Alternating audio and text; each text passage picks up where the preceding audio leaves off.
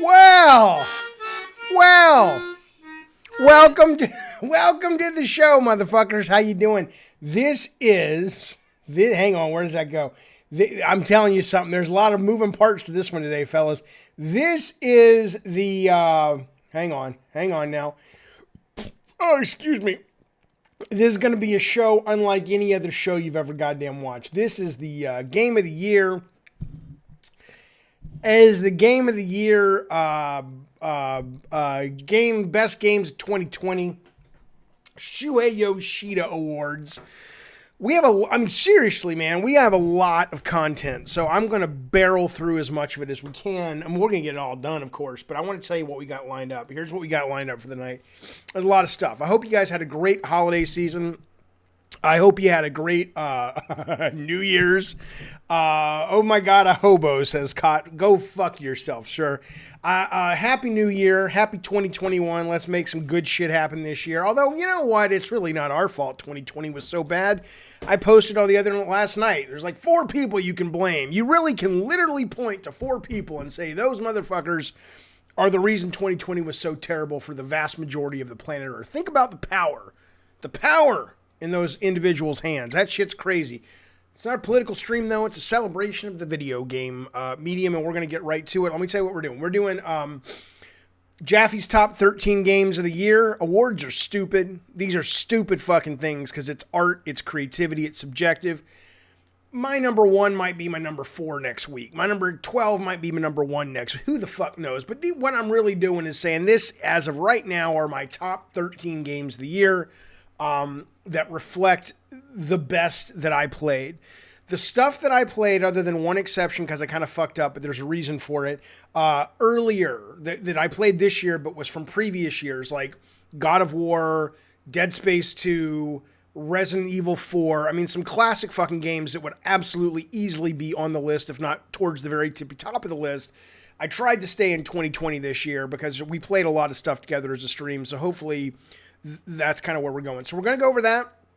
I'm giving out what I'm calling I don't know if we're going to call them the shoes or the Yoshidas yet, but they're these awards that are focused on things that I actually do think people should be celebrated for in the medium, and mostly people are ignored with these awards, or, excuse me, we got awards that you've heard before but don't make a lot of sense. Like sometimes somebody will give best art direction to the game that just looks prettiest, which is insane to me. So we got the Yoshidas we're going to give out. We have about 6 or 7 members of Gabbin' and Games that have sent in short little video clips of their top 3 games of the year. We're going to go on to those.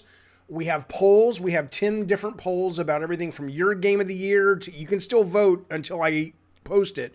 So there's a game of the year poll, a game of 2015 poll, because basically it takes 5 years, in my opinion, to look back over, you know, without the hype of the industry, without the hype of marketing, and go, okay, with time, is what we thought was the best in 2015 or 5 years ago still the best? So that's in there. Best IP is in there. There's some predictions in there. And then I think we got a couple other things. Oh, and we have a contest. We're giving away 2 PSN or Steam cards tonight.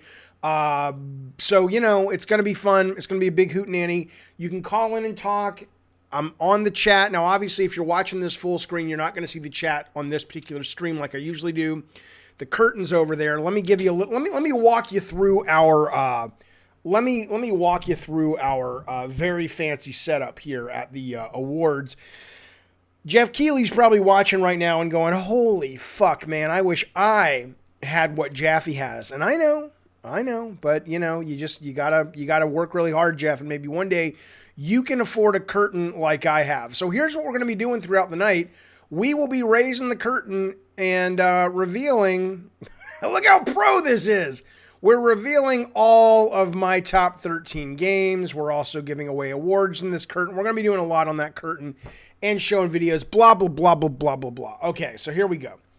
But how is everybody first? Let me go right to the chat. I'll edit all this out because I'm going to do a straight up video. But again, you can call in. Robert is here making sure everybody doesn't kind of go off the deep end. Let's see what's happening in the chat. Rob is boozed up right now. I guess that's good, Rob. I mean, hell, whatever gets you through the day.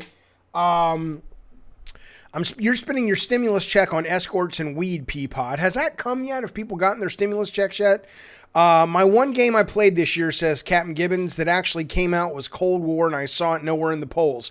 Yeah, I mean, truth be told, the games I put on the polls were based on games that other people had on their polls, right? So it's I never saw anybody put up Call of Duty Cold War 3 or whatever it's called, Black Ops Cold War 3. Jesus Christ, we're getting into titles. So I just didn't include it. If you really feel it was the game of the year, I'm more than happy to put that on there, but let's get rolling. Okay, so there's the intro. Let's start immediately. Xenoblade Chronicles Definitive Edition is not on there, but Xenoblade Chronicles is on there for 2015, because that's when it came out. I ain't giving awards out for the definitive fucking edition. Go fuck yourself. I don't know. I just forgot to put it in there. But I did put it on the 2015 one. All right, let's get started. This is the number 13 game. We're not going to go. We're going to jump around. We're going to do some of my awards. Then we're going to do a bunch of other. You'll see how it goes. You got your stimulus check. That's good. I don't think Xenoblade came out in 2011 because I have it on my 2015 list. Maybe it's a different version I have on there. Doesn't matter. Let's just fucking. What is this? The fucking. You know, look.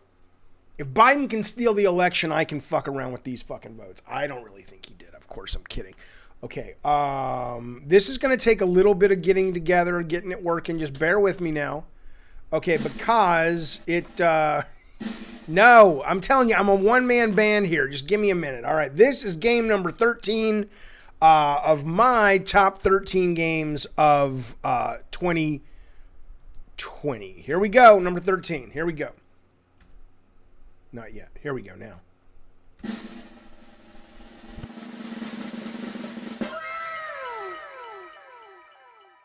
Goddamn right.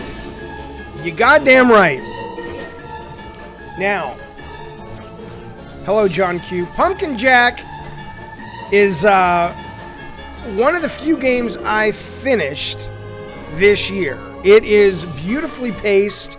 I spoke with the guy who made it, and when I say guy who made it, and that is not why it got an award, but this was made, 95% of this game was made by one guy.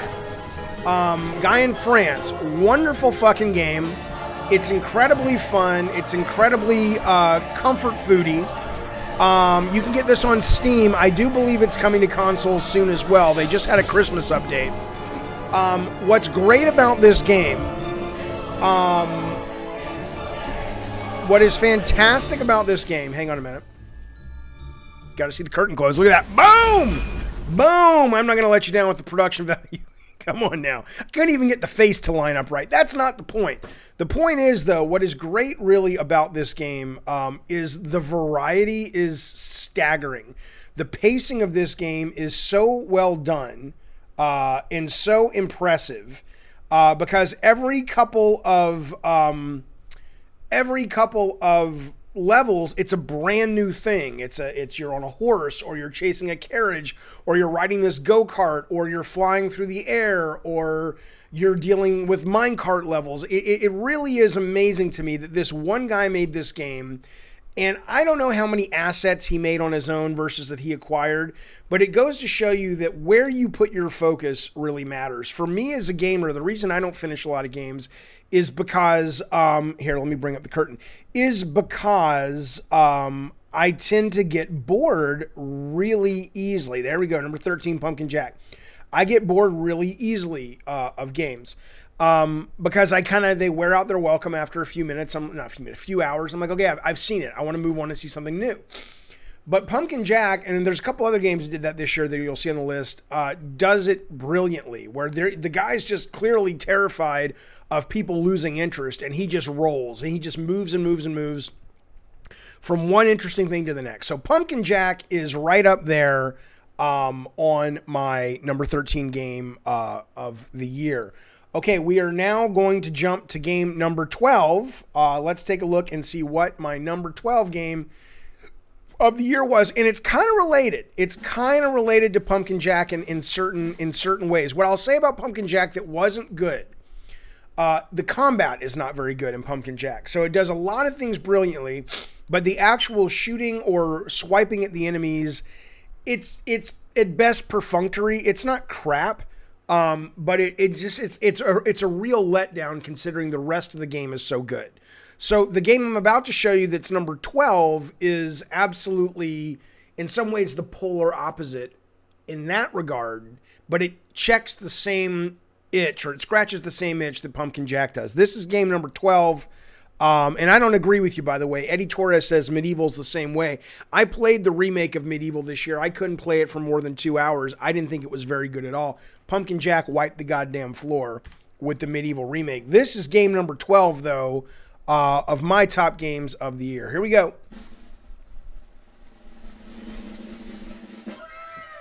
You goddamn right. This game was awesome.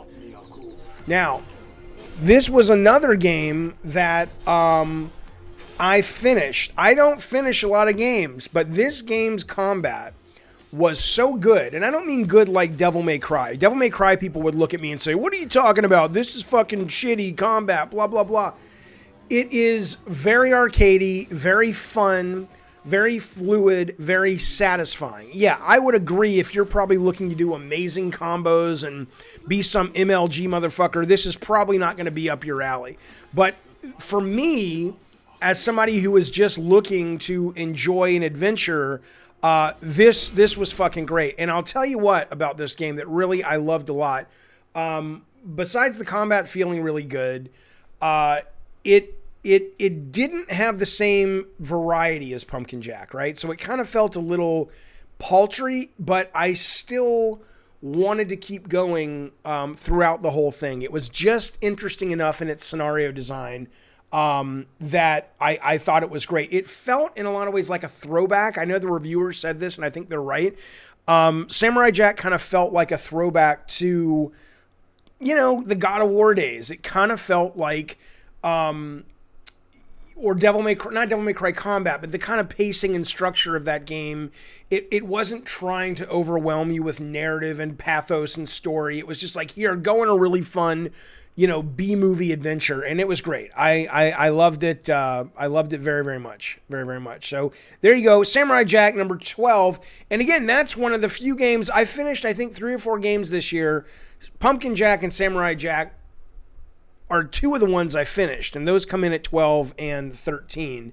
The last one I'll show you before we get on to some gamer awards, I want to show you game 11. Now, this is a relatively new game for me. I only discovered it on Game Pass recently, but it is tremendous. It scratches the Hearthstone itch that hasn't been scratched for me since Hearthstone got shitty. Hearthstone got shitty when all the budgets and the money came in with Activision, and slowly you saw this wonderful comfort food game really transition from that to a more pay-to-win, incredibly complicated, overly complicated title. And I really missed having that kind of lunchtime game that was sort of turn-based and I could relax and play and engage my mind, but it wasn't, it wasn't like crazy. It was a really good grilled cheese game is what I call it. So this has stepped in, and this has filled the void. Blizzard says Eddie is terrible at balancing. They weren't terrible at balancing. I was addicted to Hearthstone for 3 years, and it was beautifully done.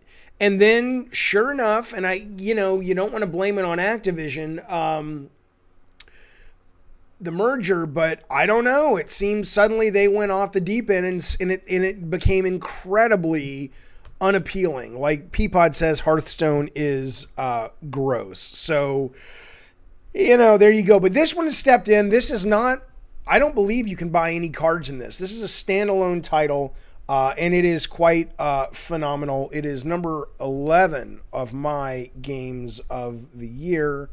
Here we go, is number 11. Here we go.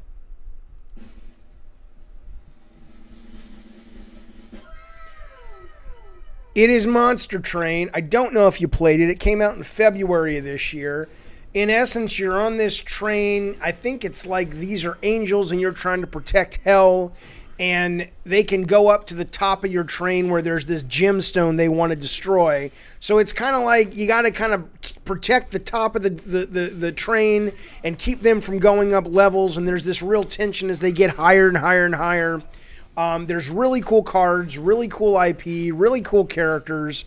It is a lot of fun, and it does scratch that Hearthstone itch. It's addictive. It's very much like I want to play one more time. It is quite good. That is Monster Train. That is number 11. No, it is not the Monster Prom game I played. That was okay for what it was, but it was not my favorite game by any means of the year. It was fun to play on stream with people, but that's about as far as that particular game went. And they just came out with a sequel, actually, of that.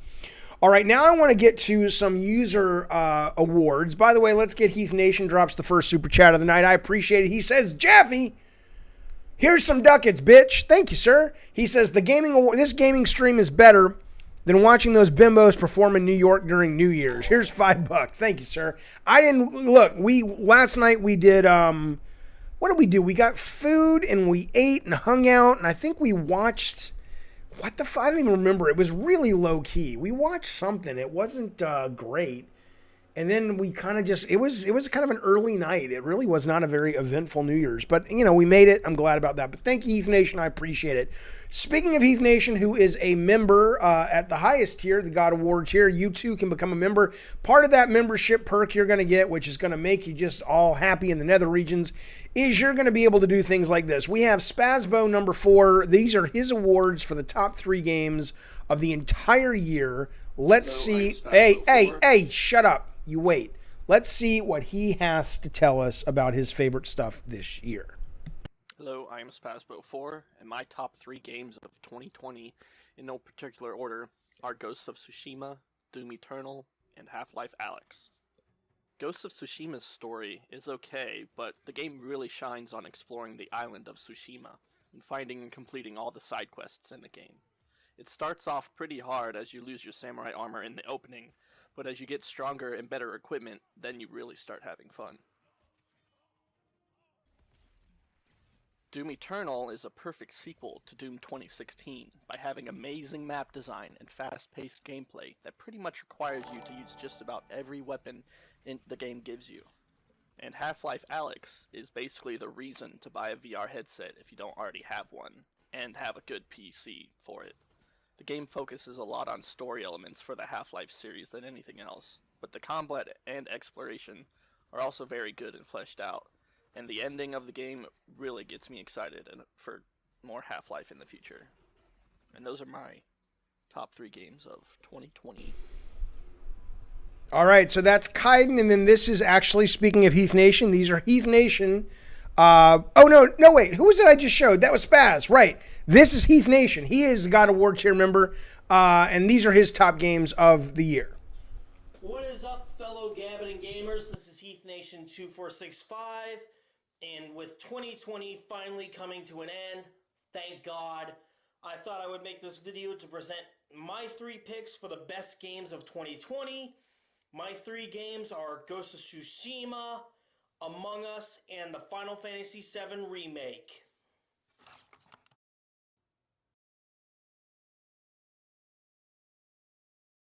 Tell you what, he gets in and gets out. I don't know if the ladies are happy with that.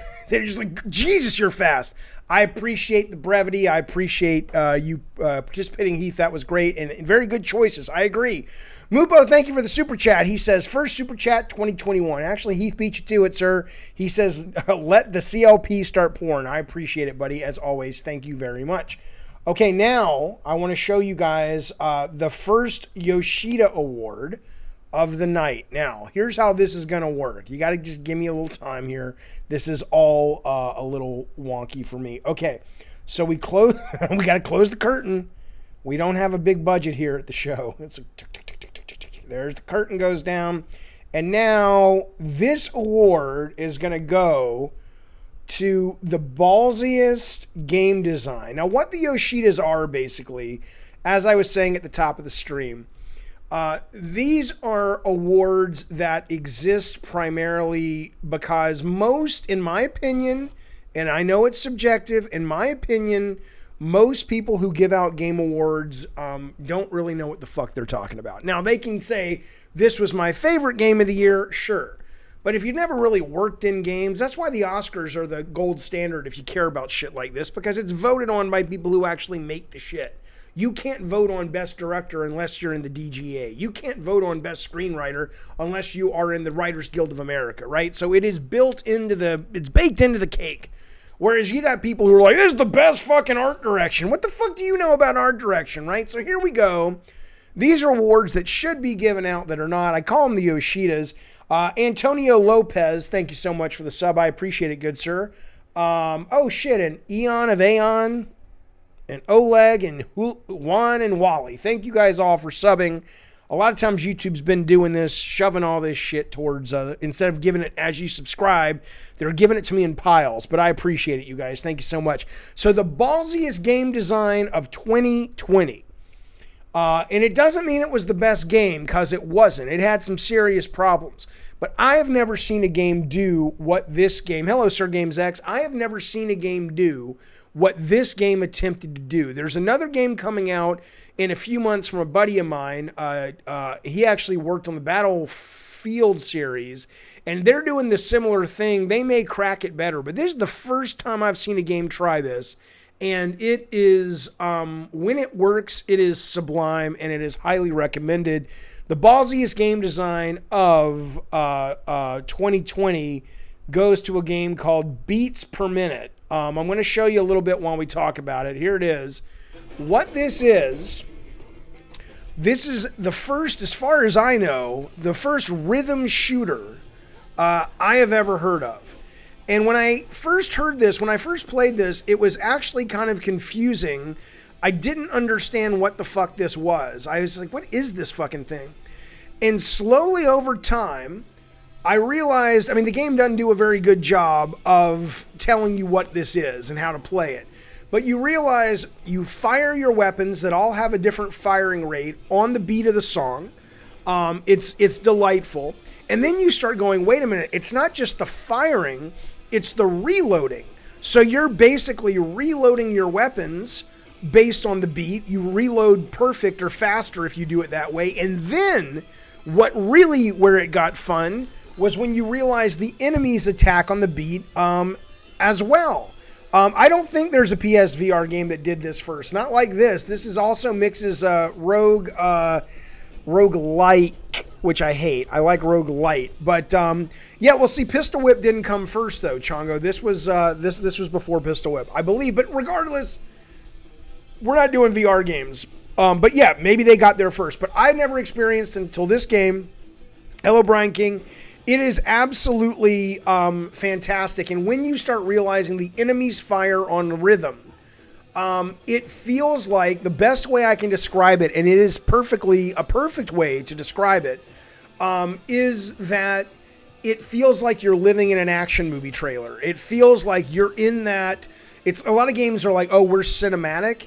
No, baby, this feels like you are living in an action movie sequence, because it's like those movie trailers cut to the rhythm, they cut to the beat, and you're playing to the beat an action game. It's wonderful. There are problems with this game. Mostly it's too hard. It's not a roguelite, it is a roguelike, and unfortunately what that means is every time you finish a run, nothing comes with it. You can't power up. So you're always going back to the beginning of your abilities every single run, and it really just demoralizes the fuck out of you. There's genius in this thing, and it's brilliant, and it's fun, and I highly recommend you check it out. But this gets the award. This gets the Shuhei for the ballsiest game design of 2020, okay? We're going to give one more Shuhei away, and then we're going to go to the polls that we've been running all day long. Let me bring the curtain down. I think, wrong one. I raised the curtain too high, fellas. It happens sometimes. You know, you got to just, shit, where'd my curtain go? There it is. Come on now. Come on now. It's charming. Isn't it charming? This is the best paced game of 2020. Now, again, this is what I'm saying. You guys, tell all your pals about this. This is the kind of awards that you should care about. This is because this shit matters. This is the shit that keeps you playing, that keeps you coming back. This is the meat and potatoes of doing the work of making video games after you get through the programming and setting up the engine. This is literally why you want to keep playing versus why you get bored. What is it about the design that these people sat down and said, how do we keep the player engaged and interested? A lot of games don't even think about it. But I'll tell you the one that thought about it brilliantly this year, that did it probably better than any other game. Are you looking at the right screen? Yeah, you're looking at the right screen. This is a little game that we already gave an award to. This was our number 13 game of the year. Pumpkin Jack is the best paced game of 2020. Like I said, if you haven't played it, you should play it. It's not very expensive. You can get it on Steam. But it is amazing because, again, like I said earlier, the programmer, the designer, the writer, the artist, I think he wrote the music too. The guy's fucking nuts, right? But the guy sat down and says, look, I called him and I said, I loved how much there was to do in the game. So much variety. He says, that's the thing I'm most proud of, that, you know, I always wanted the player to have something new to do. And sure enough, you start to get a little tired of platforming, or you don't actually start to, because before you know it, you're on to something else. Wonderfully paced game. Really fucking good.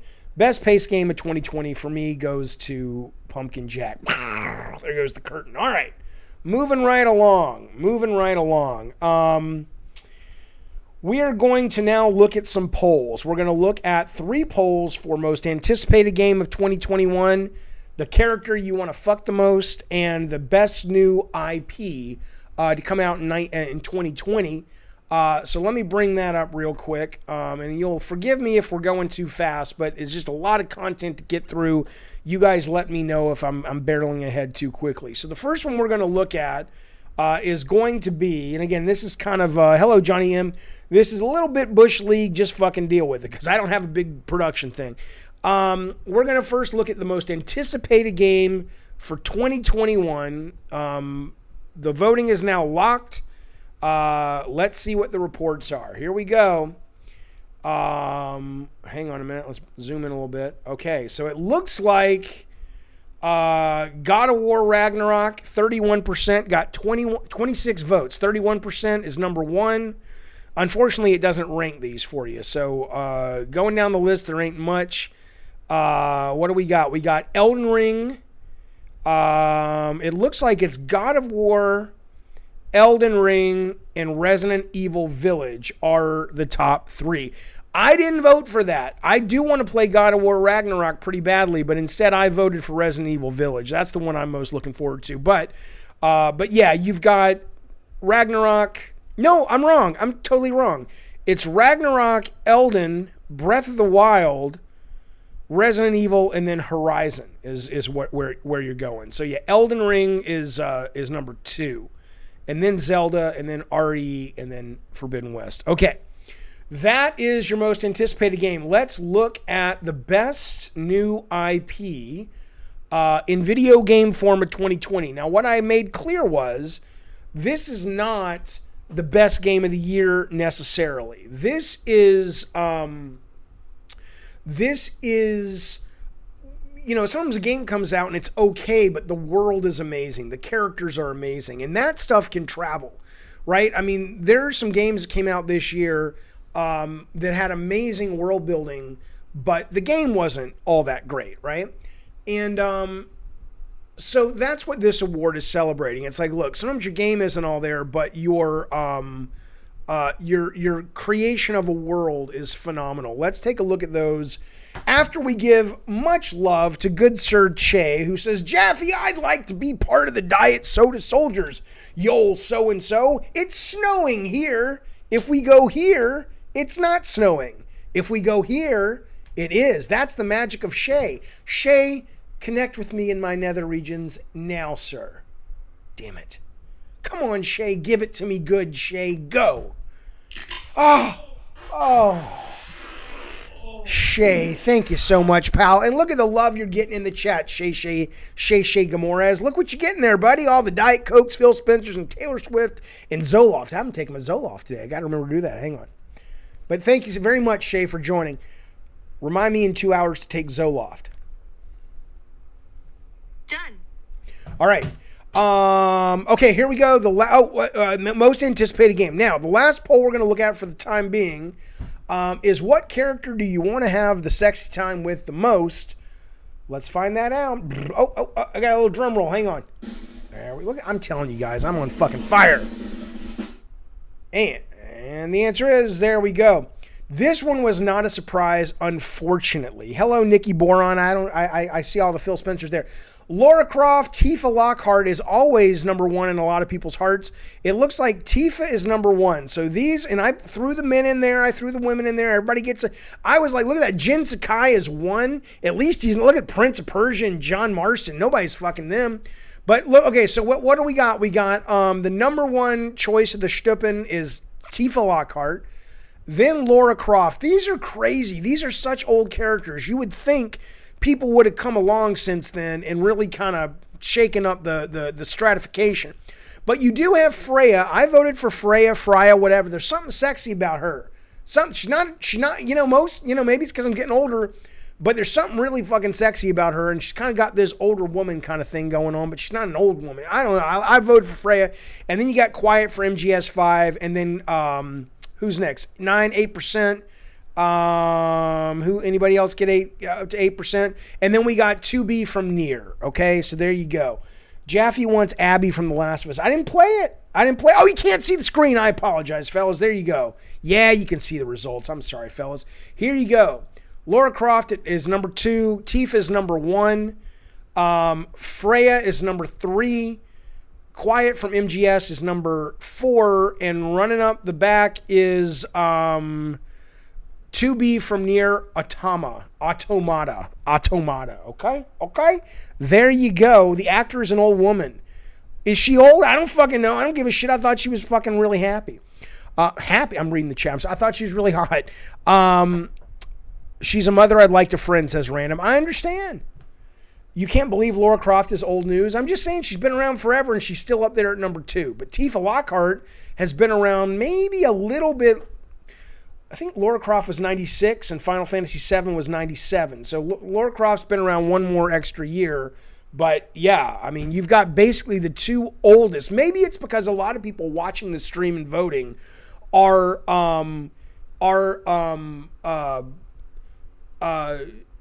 in their 30s, I guess, if I look at my demographics, and these are the characters you grew up with and that maybe you had crushes on as a kid or something, because these characters are like, circa 1996, 95, 94.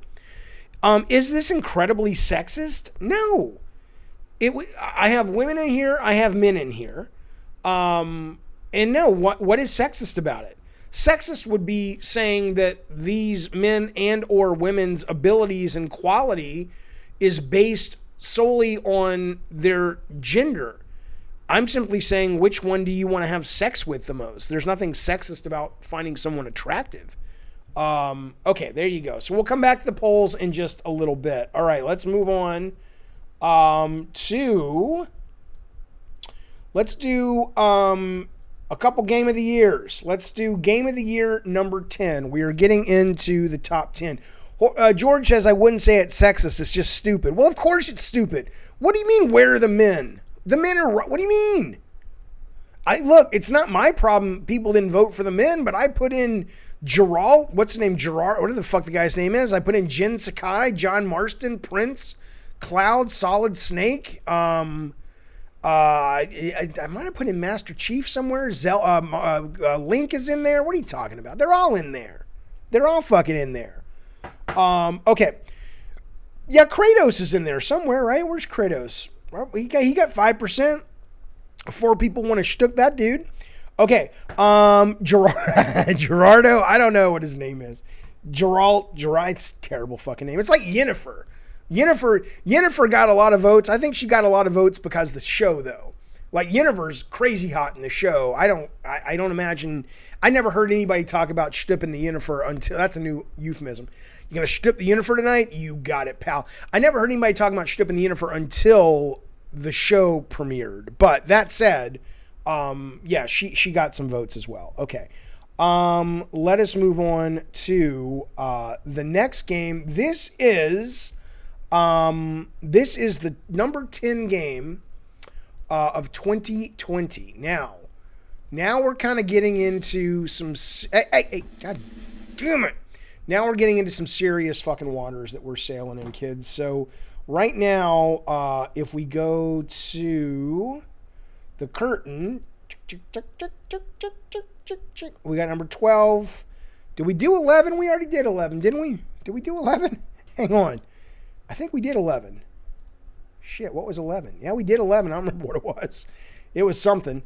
Let's discover it together, shall we? Yeah, Monster Train. Oh, shit, I just gave it away. All right, this is number 10. Number 10 game of the year for me, for Papa Jaffe. Here we go. Now, this one has no audio because I really don't want to get this stream copyright issued. But this game again, thank God for Game Pass. This game, Wasteland 3, I am not a Western RPG player at all, other than some of the Bioforge, not Bioforge, what are those guys called? Is it Bioforge? The guys who do Baldur's Gate and that do Dragon Age Inquisition, is it BioWare? Jesus, BioWare. But this game from In Exile, who apparently are now making one of the most expensive games for Xbox First Party, which is an RPG, is excellent in the way that it does its storytelling. The game itself is good. The game itself is kind of like a tactical, strategic game. It's not too deep in the sense that, like, I mean, there's a lot of games that are like, you know, really fucking crazy deep. I didn't get this wasn't off-putting for me.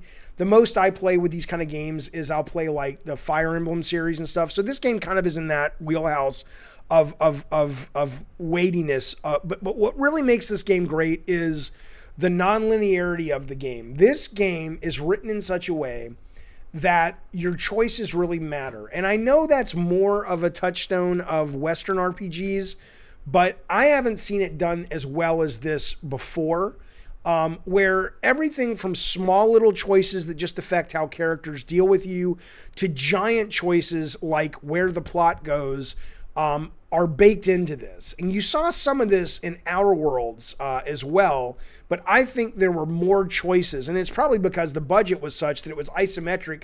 They could write more and have more, you know, branches, where when you're dealing with big 3D worlds, it becomes incredibly cost prohibitive to do that. But this, though, was absolutely great. If you are curious about games that feel more like you're living the story versus playing someone else's pre-written story, I absolutely recommend Wasteland 3 for that. Now, in the chat, you've got Mentology saying, what about Divinity Original Sin? Again, these are my own personal awards. Divinity, I haven't even played that game. I don't play a lot of RPGs that are from the West. And a big reason is because they look fucking boring as fuck. I played this, going back to my love of Game Pass that a lot of you guys know that I have. I played this primarily because it was on Game Pass. It got a 10 out of 10 on IGN. I'm like, fuck it, I'll give it a try. And I was like, shit, have I been missing out on this genre where I absolutely have this freedom to feel like I'm living the story? Look, a lot of people talk about Last of Us Part 2 as having the best writing of the year. You can love The Last of Us Part 2 all you want, and that's great, but you're living through Neil Druckmann's narrative. And that can be wonderful, by the way. There's nothing wrong with that. But what's cool about games like this is you are living through a narrative that feels more like you really are controlling the story and controlling your fate. Highly recommend it. This is number 10. This is Wasteland 3. Okay? Let's go on to a couple more. Wasteland 3 is number 10. We will do number 9 and number 8. Okay. Divinity is better. I got you. I'll play it. Hello, RPG. I don't deal with choices because I want to see all outcomes and I way overthink every move. That's a good point. That's a really good point. That's a really, really good point. Baldur's Gate, I didn't feel the same about Baldur's Gate. Okay, let me move on. This is going to be game number 9. We can go back when we get through all this stuff and we can talk about, we can disagree. If you want to call in and debate, that's great. But let me get through all the content because there's a lot of content, assuming it's good. If it's like Jaffe, no, just fucking tell us and let's talk. I'm down with that too. But until you tell me, I'm going to keep rolling. This is game number 9. Now, this is the only game that did not come out in 2020. That was an oversight of my part. It did come out on some systems in 2020, so I'm kind of getting a bit of an escape hatch through that. I don't know what, maybe because I played it in 2020. I don't know why I thought this was a 2020 game, but it was a tail end of 2019 game. I absolutely love this fucking game. And I'll tell you something, you're seeing a lot of people out there right now giving... I am stunned when I see people saying that Streets of Rage 4, which I played and I finished and I really enjoyed, people are actually putting that on their Game of the Year list. That's got to be nostalgia talking because that was not the best beat 'em up. The best beat 'em up is right here. You goddamn right. River City Girls from Way Forward is excellent. Excellent. Now, what I will concede is the moment-to-moment fighting in Streets of Rage 4 is absolutely no doubt better. I would even argue the fighting in Battletoads is maybe it's not better, but in some ways it's more satisfying. The fighting in this is good enough. It gets the job done. It's fine. But what makes this great is the soundtrack is amazing, the IP is amazing, the meta is amazing. What Streets of Rage, it gets really boring because Streets of Rage is just like the same thing over and over and over and over and over.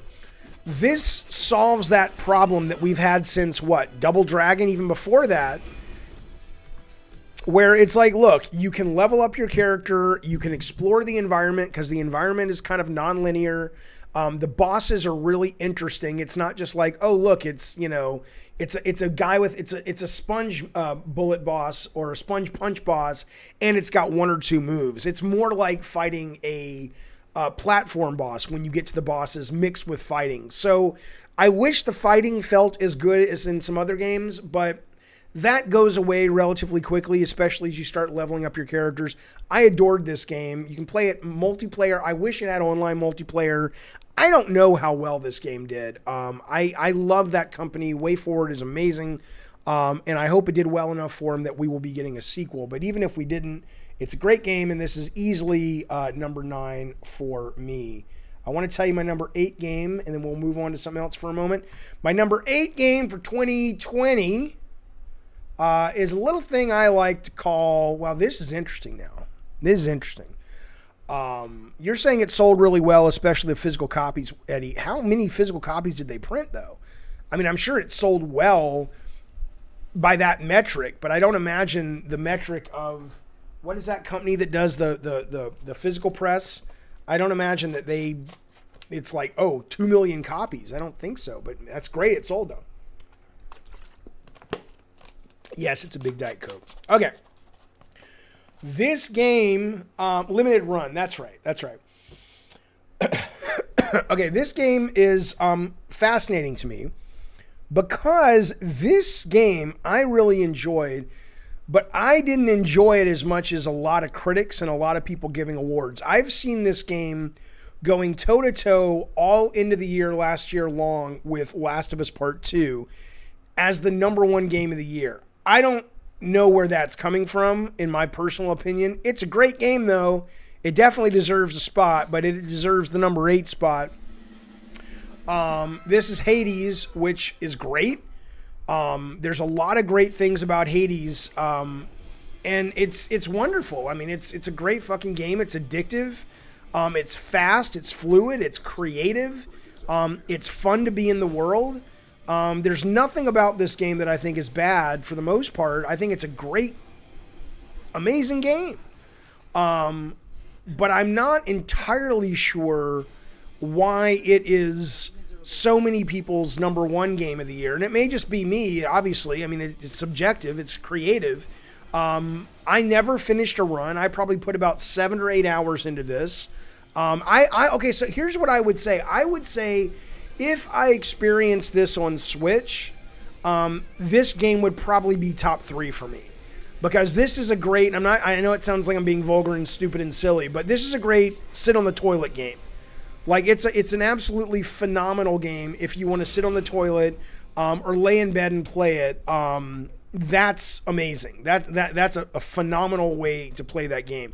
But I have it on the PC, and so it's really, I have to sit down, I have to kind of make an appointment to play Hades and load it up and all that shit, and maybe that is what has kept me from, being totally immersed in or obsessed with it. Rob says a lot of people are saying it's great. I kind of wanted to try rogues-like, not my cup of tea.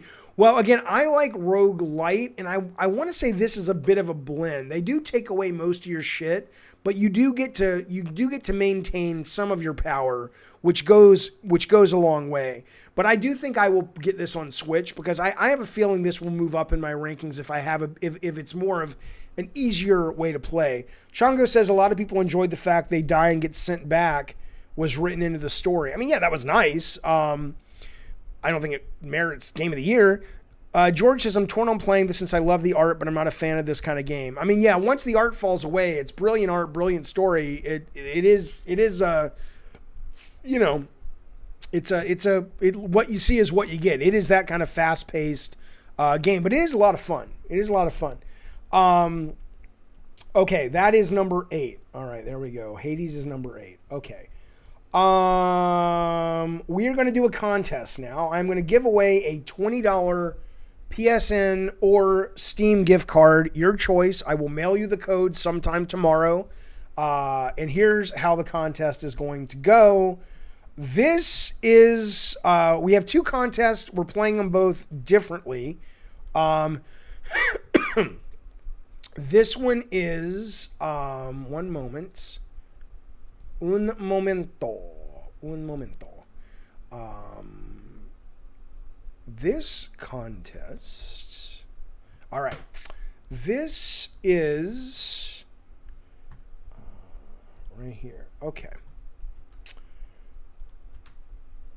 All right. Let me just get a different color. What I want to do is the first person in the chat, and I have to see it. It's got to be something I see. And I can roll it back and show you who said what when.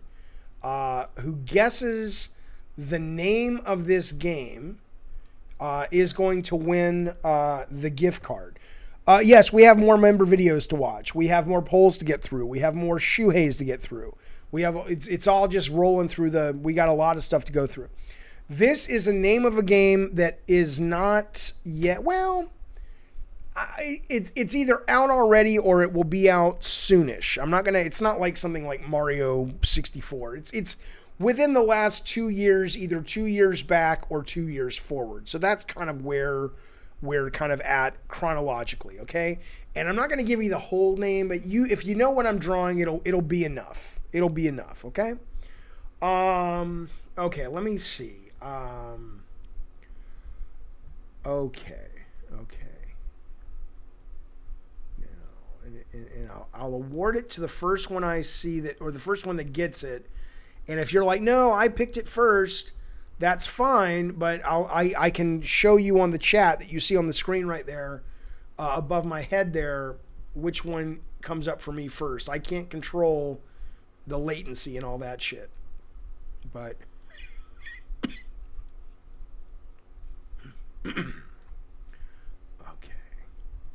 I'm terrible at drawing, which makes it fun, I think.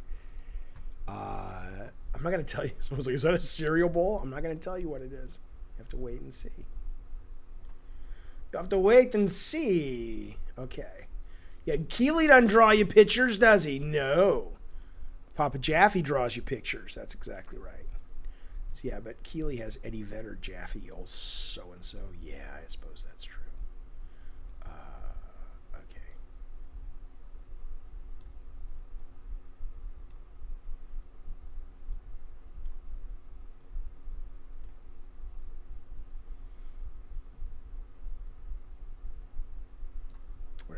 He's in that.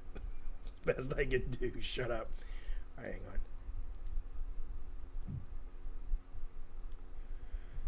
Why would you say Among Us?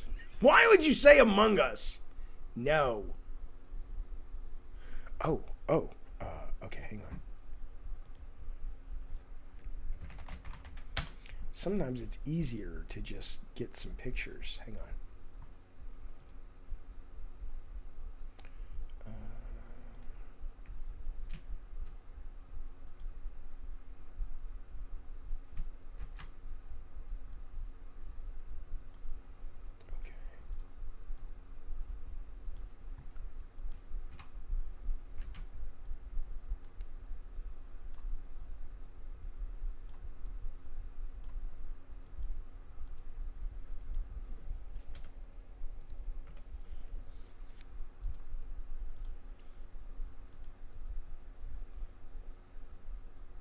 Why are you guessing Horizon?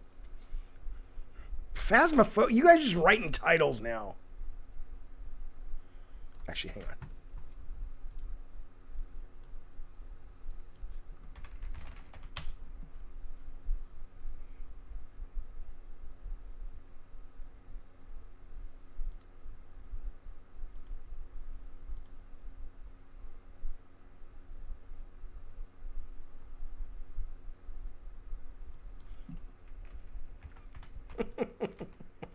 Why are you... Yeah, it's Twisted Metal, you moron.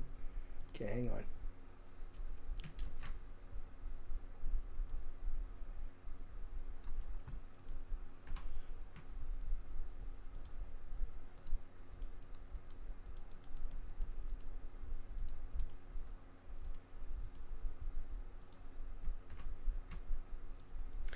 I know I don't have to make it perfect, but, you know, I want to get rid of some of this shit. Okay.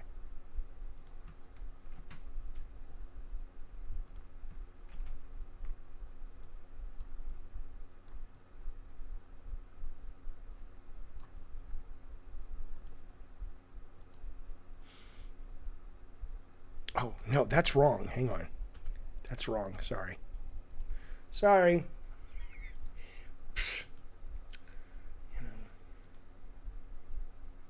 When you learn what it is, you'll understand why I have to use this instead. Okay.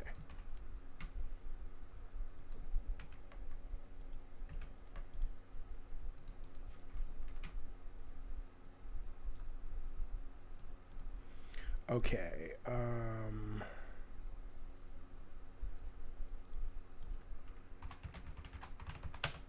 Almost there. Almost there.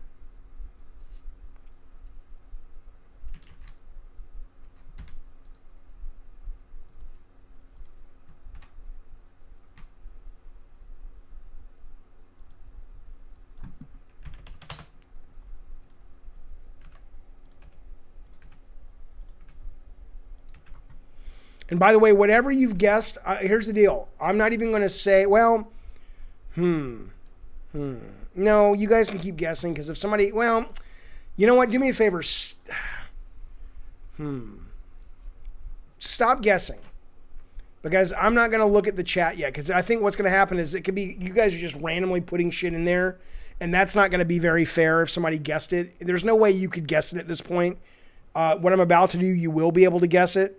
So I'm going to put something in the chat right here. Anybody below, I'll wait to hit this. You guys just stop typing. Anybody below this, you going to Mama's? All right, I'll see you in a couple hours. Bye, bye. Anybody below these crosses that I'm about to enter, that's when I'll start judging. But until I say go, don't type anything. Okay, so wait. Okay. Almost ready.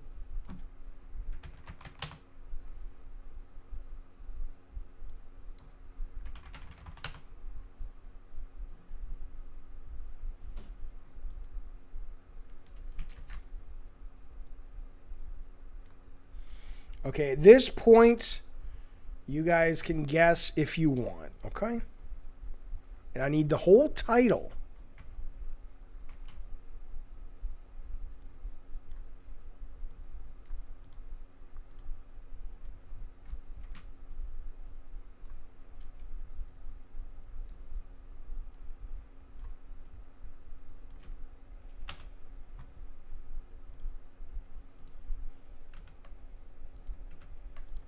Yep, that was bad.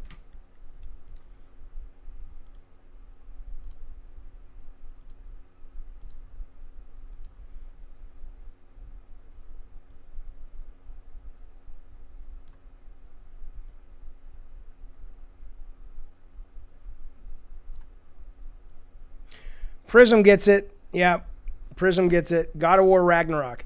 This is the rag. I was going to draw an arrow to the rag. And it was going to be Rag, no rock. And then you would have figured out God of War Ragnarok. Boom, there you go. There you go. Prism, reach out to me on Discord. I will get you a code tomorrow. Yeah, Frank, you were right behind him. Don't worry, though. We have one more game coming up. It's a Photoshop game, but it is not. What do you mean, my God? Fuck off. They got it. They solved it. Well, yeah, Joey, of course. I'm not Joey's wife. Yeah, I ain't an artist. Not at all. Right? See, Connor gets it. Come on, you old so-and-sos.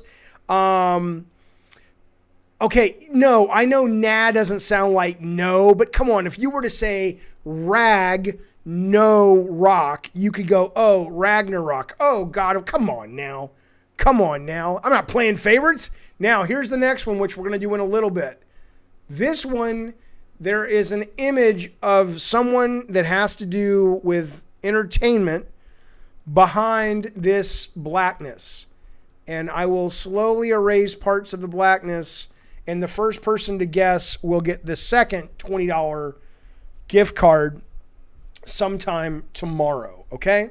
However, we're not doing that right now. We're doing that a little bit later. Right now is the point. Oh, I don't want to be on that screen because it gives too much away.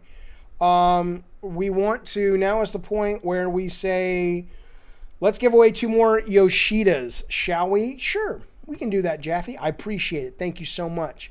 And I'm going to show you some videos, but let me bring the curtain down here because, you know, it's all about the razzmatazz, the razzle dazzle. Come on now. The first Shuhei we're going to give out. Now, here's what's interesting to me, to my brainstem. This is an award. This is a Shuhei for, we already did that one. Hang on. This is a Shuhei award for the best written game. Now, here's something that drives me crazy about a lot of these awards. No one uses a rag to bathe, you dingus. First off, people do. Dick. Second off, even if you don't and your buddies don't, although I don't really know how you know what your buddies do in the shower, but that's fine. Really not a problem. I'm not judging at all, but ultimately you know what it was.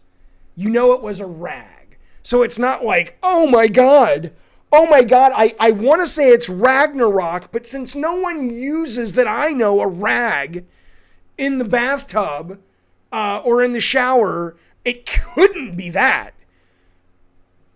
Moron. Okay, now listen to me seriously. Let's focus. Let's be serious, shall we? I don't use a rag to clean my butt. I use a bidet like a fucking gentleman. All these people using toilet paper. Come on now. That's disgusting. Okay, listen to me. So, people give away best writing awards for games all the time. It drives me up the wall. Because they don't, I mean, it's just the craziest goddamn thing I've ever heard of. It's like, let's give awards away to writing that has a story we like. It's like writing for a game is very different, and writing well for a game is very different than writing well for a movie or a book or a show. And I think if we don't reward these things appropriately, we continue to send the wrong message. Now, are we sending a message?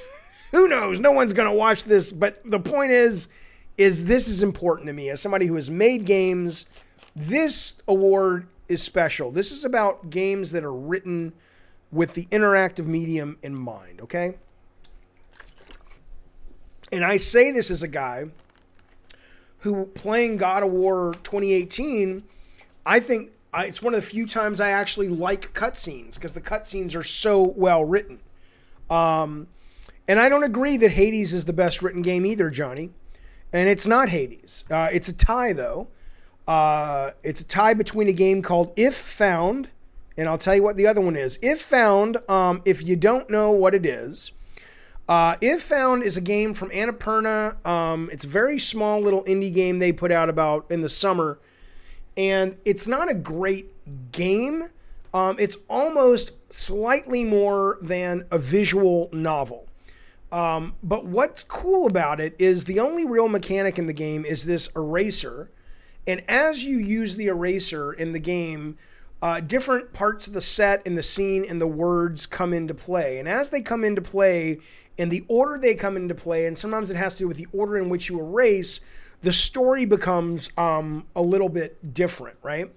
And it's not just that it's non-linear, it's that and it's also not that it's a very personal, simple story about this trans teenage kid who's a trans woman, and him coming to grips with all of that in some Ireland town.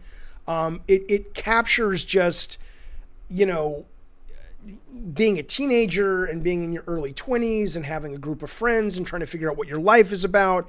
It is a game. I will show you. It is absolutely a game. It's barely a game, but it's enough of a game that it's not a visual novel. It's a game. This is one sequence where the character, it's not a ripoff of Gone Home. This is a sequence, one of the best sequences in the game, where a character goes to a nightclub to see, I think it's somebody they have a crush on, playing in a band. And the whole issue of being in the nightclub, the whole experience of being in the nightclub is really fucking cool. So this is it right here. I'll just show you this for a moment. And then we'll get back on to the second award. So here he is in the nightclub, or she is in the nightclub. And again, you have to play it. It's a very inexpensive game. You can pick it up on Steam for almost nothing.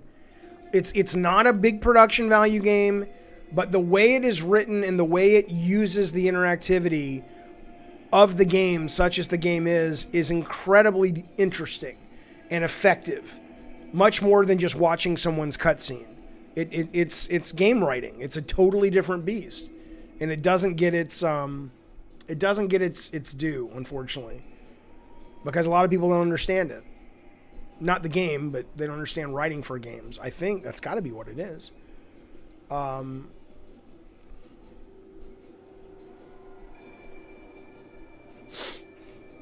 this sequence, when I was playing it, it just feels so... There's something about getting in the rhythm of moving the mouse back and forth and erasing things and creating new parts of the story that are laid underneath that really does... and then it's getting more crowded, and the whole story is about her losing herself in the anonymity of the crowd. It's cool, man. I highly, highly, highly recommend it. This is called If Found, and it is tied for the best writing of 2020. Okay, now, the next one. The next one is, we already talked about this, is Wasteland 3 as one of the best written games of the year. Again, it's not about, is the story of Wasteland amazing? It's good. The story of Wasteland itself is good. It's not the most brilliant story you've ever heard of. It's the fact that the way it is written, you feel like you're living the story and you're not just being told the story. And that is the essence of this medium that a lot of these awards are supposed to be celebrating. So there you go. That's the second Shuhei that we are giving out. Or sorry, the fourth Shuhei, look at that curtain, that we're giving out tonight. Okay, moving right along. We are going to look at some more videos from members that have said, hey, Jaffe, these are the games that I think are the best of the year. And we will kick it off with our good buddy, Random the Moose Brains. Here we go. This is his best 3 games of the year. Hey everyone, it's Random Moose Brains, and here's my top 3 for 2020. Number 3, Carrion. Good game, needed a map, but other than that, we need more games like this. Reverse Horror is pretty cool. Number 2, this one's a bit of a shocker, Deadly Premonition 2. I love the first one. If you love the first one, you're going to love this one. If not, stay away from it. Other than that, I kind of wish we had more performance increasing patches. Number 1, Doom Eternal. Oh, great. God damn, what a great game. Definitely put aside your expectations if you're thinking this is going to be like Doom's 2016 and just let it sink in and you're going to have a good time. Alright everyone, let's make 2021 a good year. Random Moose Brains, thank you for that, sir. And those were really interesting choices. I didn't like Clarion as much as a lot of people did, but I very much thought it was a very cool game. And I need to play Doom Eternal. I have it on Game Pass. It looks great. I just haven't had the time. I should have said that at the beginning. There's about 4 big games I didn't play. And again, welcome to the fucking club, because if you think all these people voting on these game shows because I've been on them before on these professional game award shows, not just Keeley's, but DICE and GDC and all that. Very few people have played all the games they're voting on. So I haven't played Doom yet, Eternal. I haven't played Last of Us 2 yet. So there's about 4 big games that I'm not even including on my list. So, you know, I'm sure I would be stunned if I don't come back to you guys in a few weeks and say, dude, I totally just played Doom. It was amazing. Okay, this is Sunil. Now, Sunil comes in, and he comes in with only one game. And this is a game I just picked up. I will be streaming it this coming week. But this is his game of the year. Hello David, Sanil Shah here, greetings from India. So I currently don't have a top 3 list since I haven't played many new games this year. So my game of the year for 2020 is Raji and Ancient Epic. So basically this is an Indian game based in ancient India. So it is based on Indian mythology and the ancient Indian epics. So you could consider it as God of War in India. And this game was also, it is an indie game basically. It was developed in my city Pune. And it was also nominated for Game Awards as the best debut game. So I hope you can check it out. It is a really great game, and there is some bias from my side, but I think it's really, you may enjoy it. Yeah. I wish you and our YouTube community a very happy New Year from India. Thank you so much, Sunil. Yeah, that game is on the list to play this coming week. I hear it is great. It looks great, and I will play it, and hopefully you'll be able there on the stream to give it a watch and see what we all think about it. Okay, we're going to move on to game number 7 of Game of the Year. One moment here. Let's go to this. Let's say goodbye to that. Yeah, and by the way, if you're curious, it's called Raji, and it's on sale right now on the PlayStation Store. I don't know if it's on sale on Steam, but it's absolutely... I don't remember what it's on sale for, but it's a meaningful chunk that they've taken out of the price. So check it out if you're interested. Okay, this game is the number 7 game of 2020 for me. Here we go.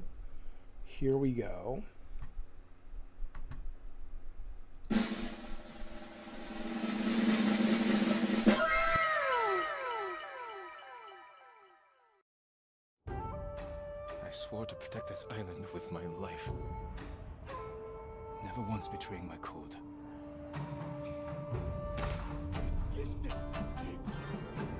Until today.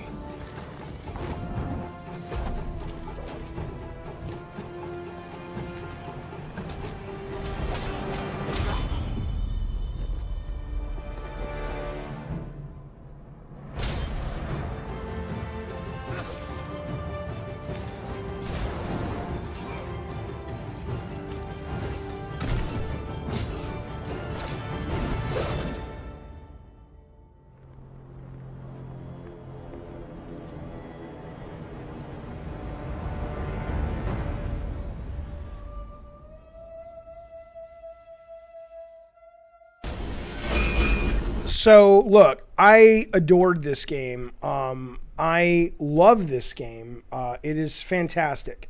The issue with this game for me, it is awesome, Prism, and the multiplayer is fantastic. We've played the multiplayer. Rob and Chongo and I think Jam to Josh played it with us here. It's a great game. You should pick it up. And I would imagine... So let me just tell you why. It's not rigged, Joel so-and-so. Listen, you motherfucker. Here's why it's lower than it was. When I was playing this game, it was easily top 3, if not number 1. It was, and it remains phenomenal. But it suffers from the same problem that Spider-Man suffered from. It suffers from the same problem that most open world games suffer from. Which is, and you can blame it on me, and I'm sure you're going to blame it on the player, but I'm sorry, it's not the player's fault. By the way, I don't know if it's a PS5 patch is coming, but I'm sure it will. Boy, this game, I will get it. I love this game. This game is like Samurai meets Indiana Jones. When you get the grappling hook and you're swinging and exploring caves, it's phenomenal. But I got bored of it. Right, well, that's the problem. Crank says, Jaffe, you only experienced 10% of the story. The game opens up immensely. Fine. Here's the problem, and it's not my problem. It is the game design's problem. And it's not really Sucker Punch's problem in that they're following a formula that a lot of people seem to love, but I don't. And here's what it is. When you give me all of that freedom to go and solve all these missions and collect all these things and do these different people's stories and myths and all this stuff, and you do that and say, Jaffe, you can do that, or you can go do the main story. And you don't put me on a path. It doesn't have to be totally linear, but when you give someone that much freedom, and then you tell the person who has the freedom they're wrong because they didn't play the game right, that's a problem. That's like sending somebody to the Vegas buffet and it's like, eat whatever you want. And then you get mad at them. It's like, but you didn't try the steak. I'm like, I didn't think to. You gave me all these other choices. So it's everything about this game is phenomenal. It is a absolute Game of the Year contender. But I couldn't finish it. I didn't want to finish this game because I got bored of it. And I gave it over 20 hours. And I loved every hour I spent with this game. It is phenomenal. But I'm sorry, Spider-Man had the same problem. All these open world games have the same problem. If you give me a map and it's littered with things to do, and then you expect me to keep playing the game after I get bored of collecting all the shiny things that you make attractive for me to do, and you're like, but you only played 10% of the story. I'm like, well, you know, God of War is dragging me by the nose, although I don't feel it, and showing me, and I get the sense I'll be able to go back later and do more.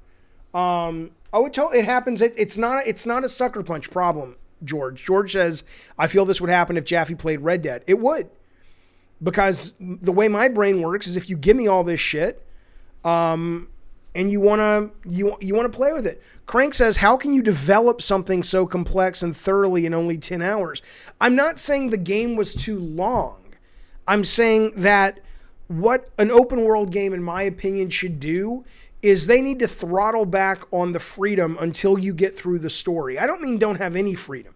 But when they give you the first island of Tsushima and say, you can do, 100 hours of gameplay, or you can do 10 hours of gameplay and then go to the next island for Act 2, and suddenly I do 60 hours of gameplay and I get bored and I haven't even gotten off the first island, how is that my problem? That's a design problem.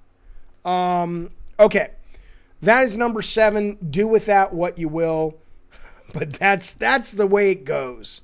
And it's wonderful. I would recommend that game to anyone. It's one of my favorite things I played this year.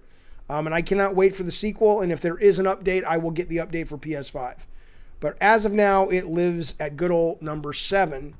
We're going to go through number 6 real quick. And then we are going to go through number 5. And then we will get to some more polls. Okay?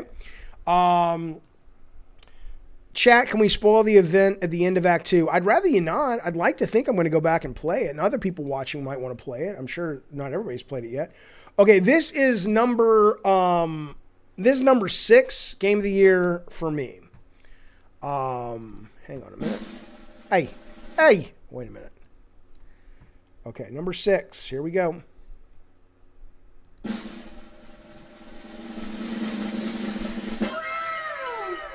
You goddamn right.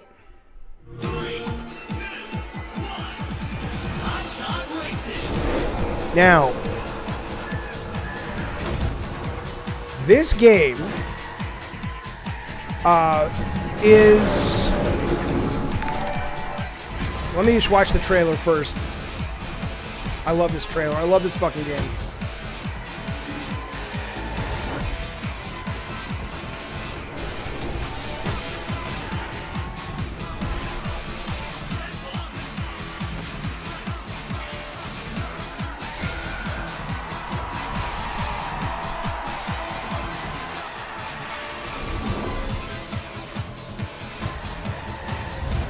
Oh, it's so fast. Look how fast.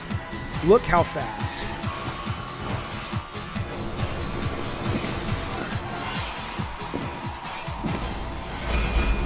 Okay, so Hotshot's Racing is the number 6 game of the year. I want to talk briefly about it because what makes this game so amazing to me is that unlike a lot of other games, it doesn't try to be anything that it's not. It is very happy being an old school arcade racer. And in that, I think it gets a lot of its power. It is fast. The drifting feels phenomenal. I did play Horizon Chase Turbo and I loved it. It's interesting, Eddie Torres. Horizon Chase Turbo is to Hotshot's Racing, I would say, what River City Girls is to Streets of Rage 4. The only difference is that because Horizon Chase Turbo has a fantastic meta, which Hotshots doesn't have. But you really want to go back and collect everything and unlock everything in Horizon Chase, whereas Hotshots doesn't really, or not Hotshots, oh yeah, Hotshot Racing doesn't have that. But that aside, though, this game feels just like a shot of adrenaline. It is fast. It is fun. It goes to your lizard brain. It shuts off your intellect. You basically get absolutely just in that speed force like Barry Allen. It is just, you're gone when you play this. And it's not a hard game, so anybody can get into it. This is on Steam. This is on the Switch. I don't know if it's on any other platforms yet. There is multiplayer, but it's definitely on Steam. It's on Switch. The updates they've put out so far are new tracks, new mode, I think some new cars or character, and that's all free that comes with the purchase price. So there you go. Oh, it's on PS4 as well. And it's on Game Pass. That's right. Not on PC Game Pass, but it's on the Xbox console Game Pass. Okay. This is number 5 of the year for me. Game of the year number 5. Oh, it's on sale right now. That's great. All right, number 5 game of the year for me is this. Hang on a second. Oh, wait, did I miss Super Chat? Gus, thank you so much for dropping the ducats. I appreciate it, buddy. He says, please go back and finish Ghost Tsushima. Forget the collectibles. Just get to the ending. It's worth it. I will. I'm right now, I'm trying to finish God of War. Then I want to go back to Demon Souls. Then I'll go back to Tsushima unless something comes out in the meantime. And I want to play this Raji game. So it's just so much to play. But I would like to finish it. I absolutely loved it. And like I said at the top of this shit is, I mean, it's subjective. It's art. It's, if I go play Doom Eternal, that might make it into my top 2. Who knows? But all these games are great. That's the important thing. What is a better game? I mean, when you're dealing with games at this level. But yeah, it's 50% off, says Cooper right now, meaning Hotshots Racing. So check it out. Where can you post your ballots? You don't have to post your ballots. You literally just go and vote. So if you go to Discord or if you go to my Twitter account, all of the polls are up there. Now, we've gone through the ones that we've gone through, we're done with, but there's probably about 8 more we haven't done. So there's still time to vote on those. Okay, here we go. This is number 5 game of the year for me.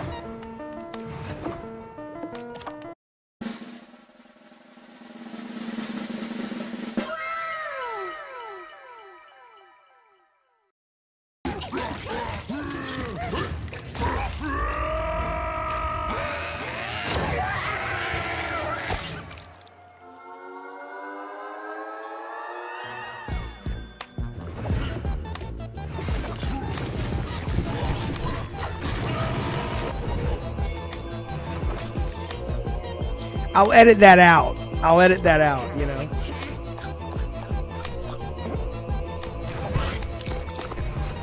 So this game doesn't look like much at all. I get it. I get it.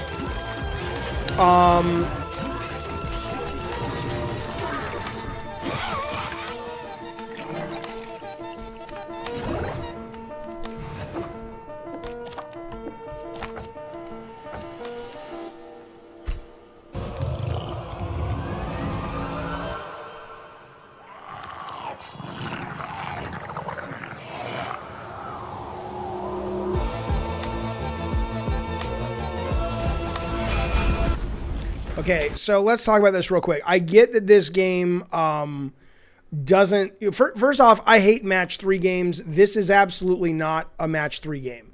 If it was, trust me, it would absolutely not be on the list at all. But I don't like Candy Crush. I never liked Bejeweled. Grindstone is more... If you ever played the game Tsum Tsum from Disney, it's... In essence, it's Tsum Tsum, but it's not time based, right? And all I can tell you is, I mean, this game probably sucked 100 hours of my time away. I played it for an hour in bed every night before I went to bed. It eventually got a little too hard. I couldn't figure out how to move forward. There's a great upgrade system. There's a great personality to it, but the real special thing about it is just the satisfaction that comes from figuring out how to string all these moves together and achieve your goals. And each level has like 4 or 5 different goals you can achieve. So there's always that risk of like, do I want to just get out of the level and take what I've got, or do I want to keep playing? It is phenomenal. I highly recommend it. It launched on Apple Arcade. It is now on Steam. No. It is now on Switch. I don't know if it's anywhere else yet, but I would look into it. And again, don't get turned off by the fact that it looks like a casual match 3 game. It is absolutely not that at all. Okay? Not that at all. Okay. Let us go to some polls now. We are going to look at all of the predictions that you guys made. Okay? So these are the predictions for 2020. Okay, so one moment. Let me check.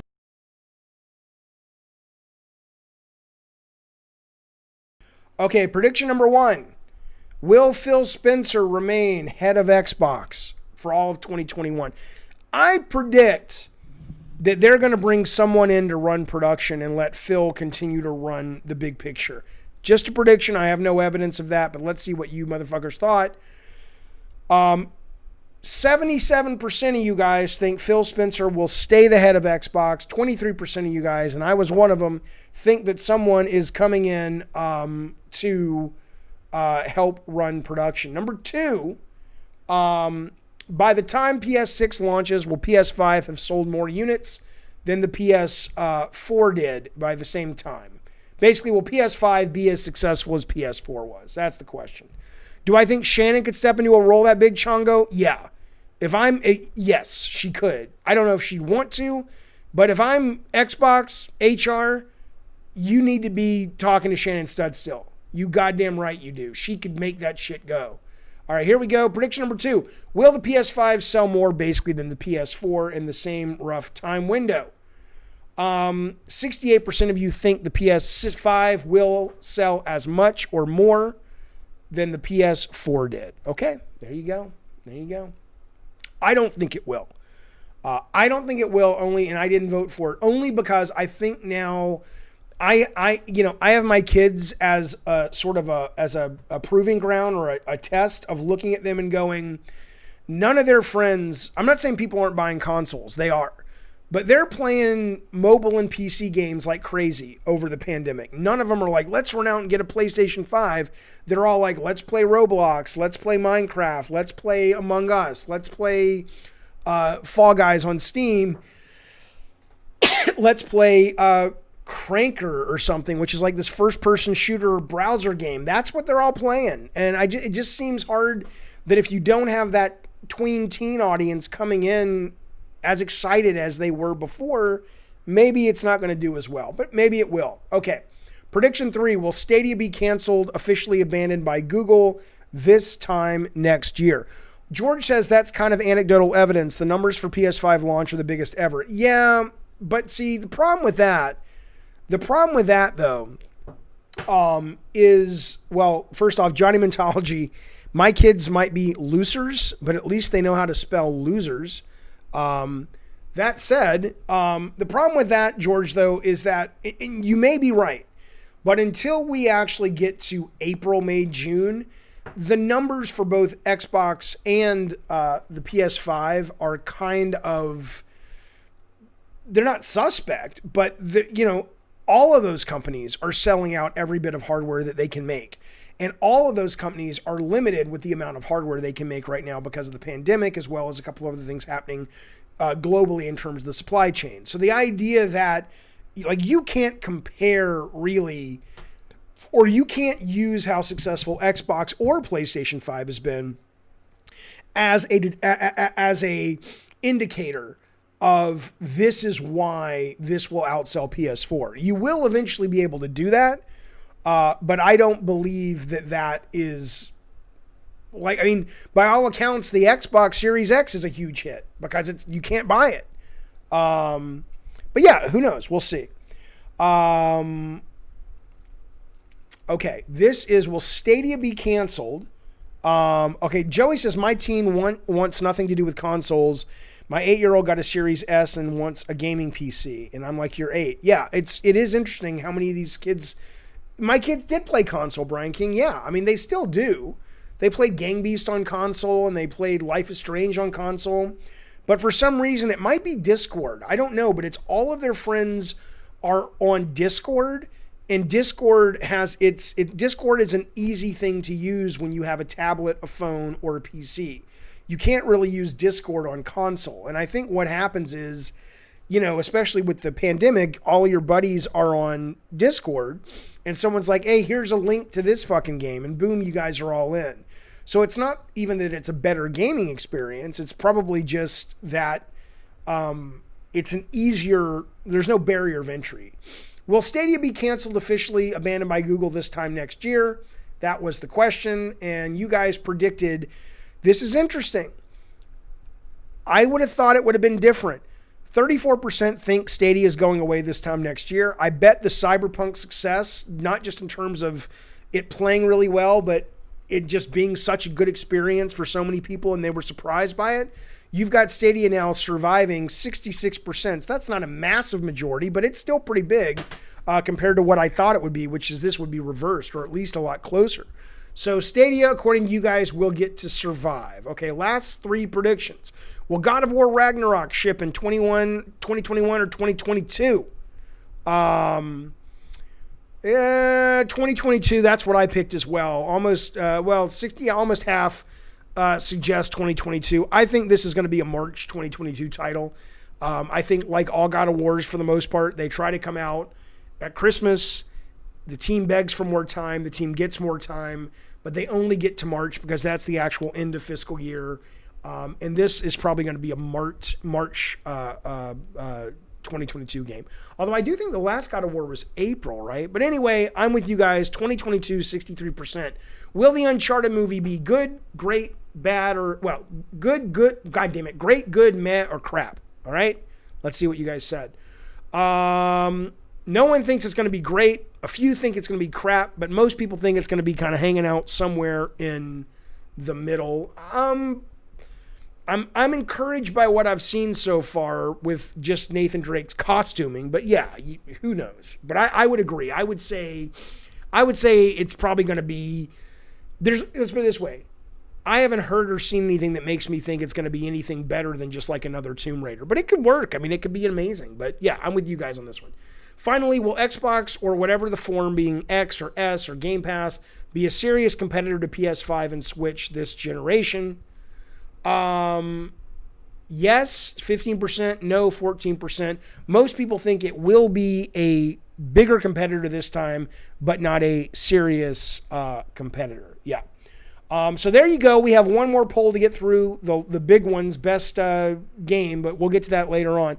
I agree, by the way, Kaiden. Costumes are like graphics. They don't measure quality. I'm only saying the reason I'm a little more hopeful after seeing the costume is not because I'm like, wow, it's a great costume, but because it potentially indicates the people who are making the movie are taking it serious. And they're not just like, yeah, we got this title, fanboys like, we can make whatever we want now that we got Tom Holland. It seems like they are trying to be true to the brand. That doesn't mean it's going to make a good movie. I don't think it's a good brand for a movie, frankly. I think a game based on movies, or a movie based on a game that was based on movies to begin with, it's kind of a, that's a tricky, road to hoe, but we'll see. Okay. All right, moving on. We're going to give out 2 more Yoshidas, and then we're going to play a contest for another gift card. But first, let's give out these Yoshidas, shall we? Haha, see what I did? Okay, we will make that curtain come back down. We have behind the scenes work happening. Oh, shit. Okay, and then we have...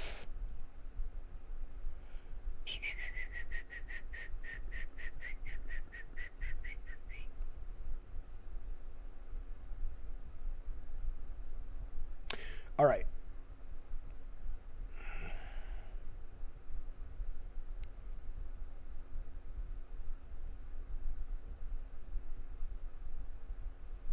Hang on. Sorry, fellas.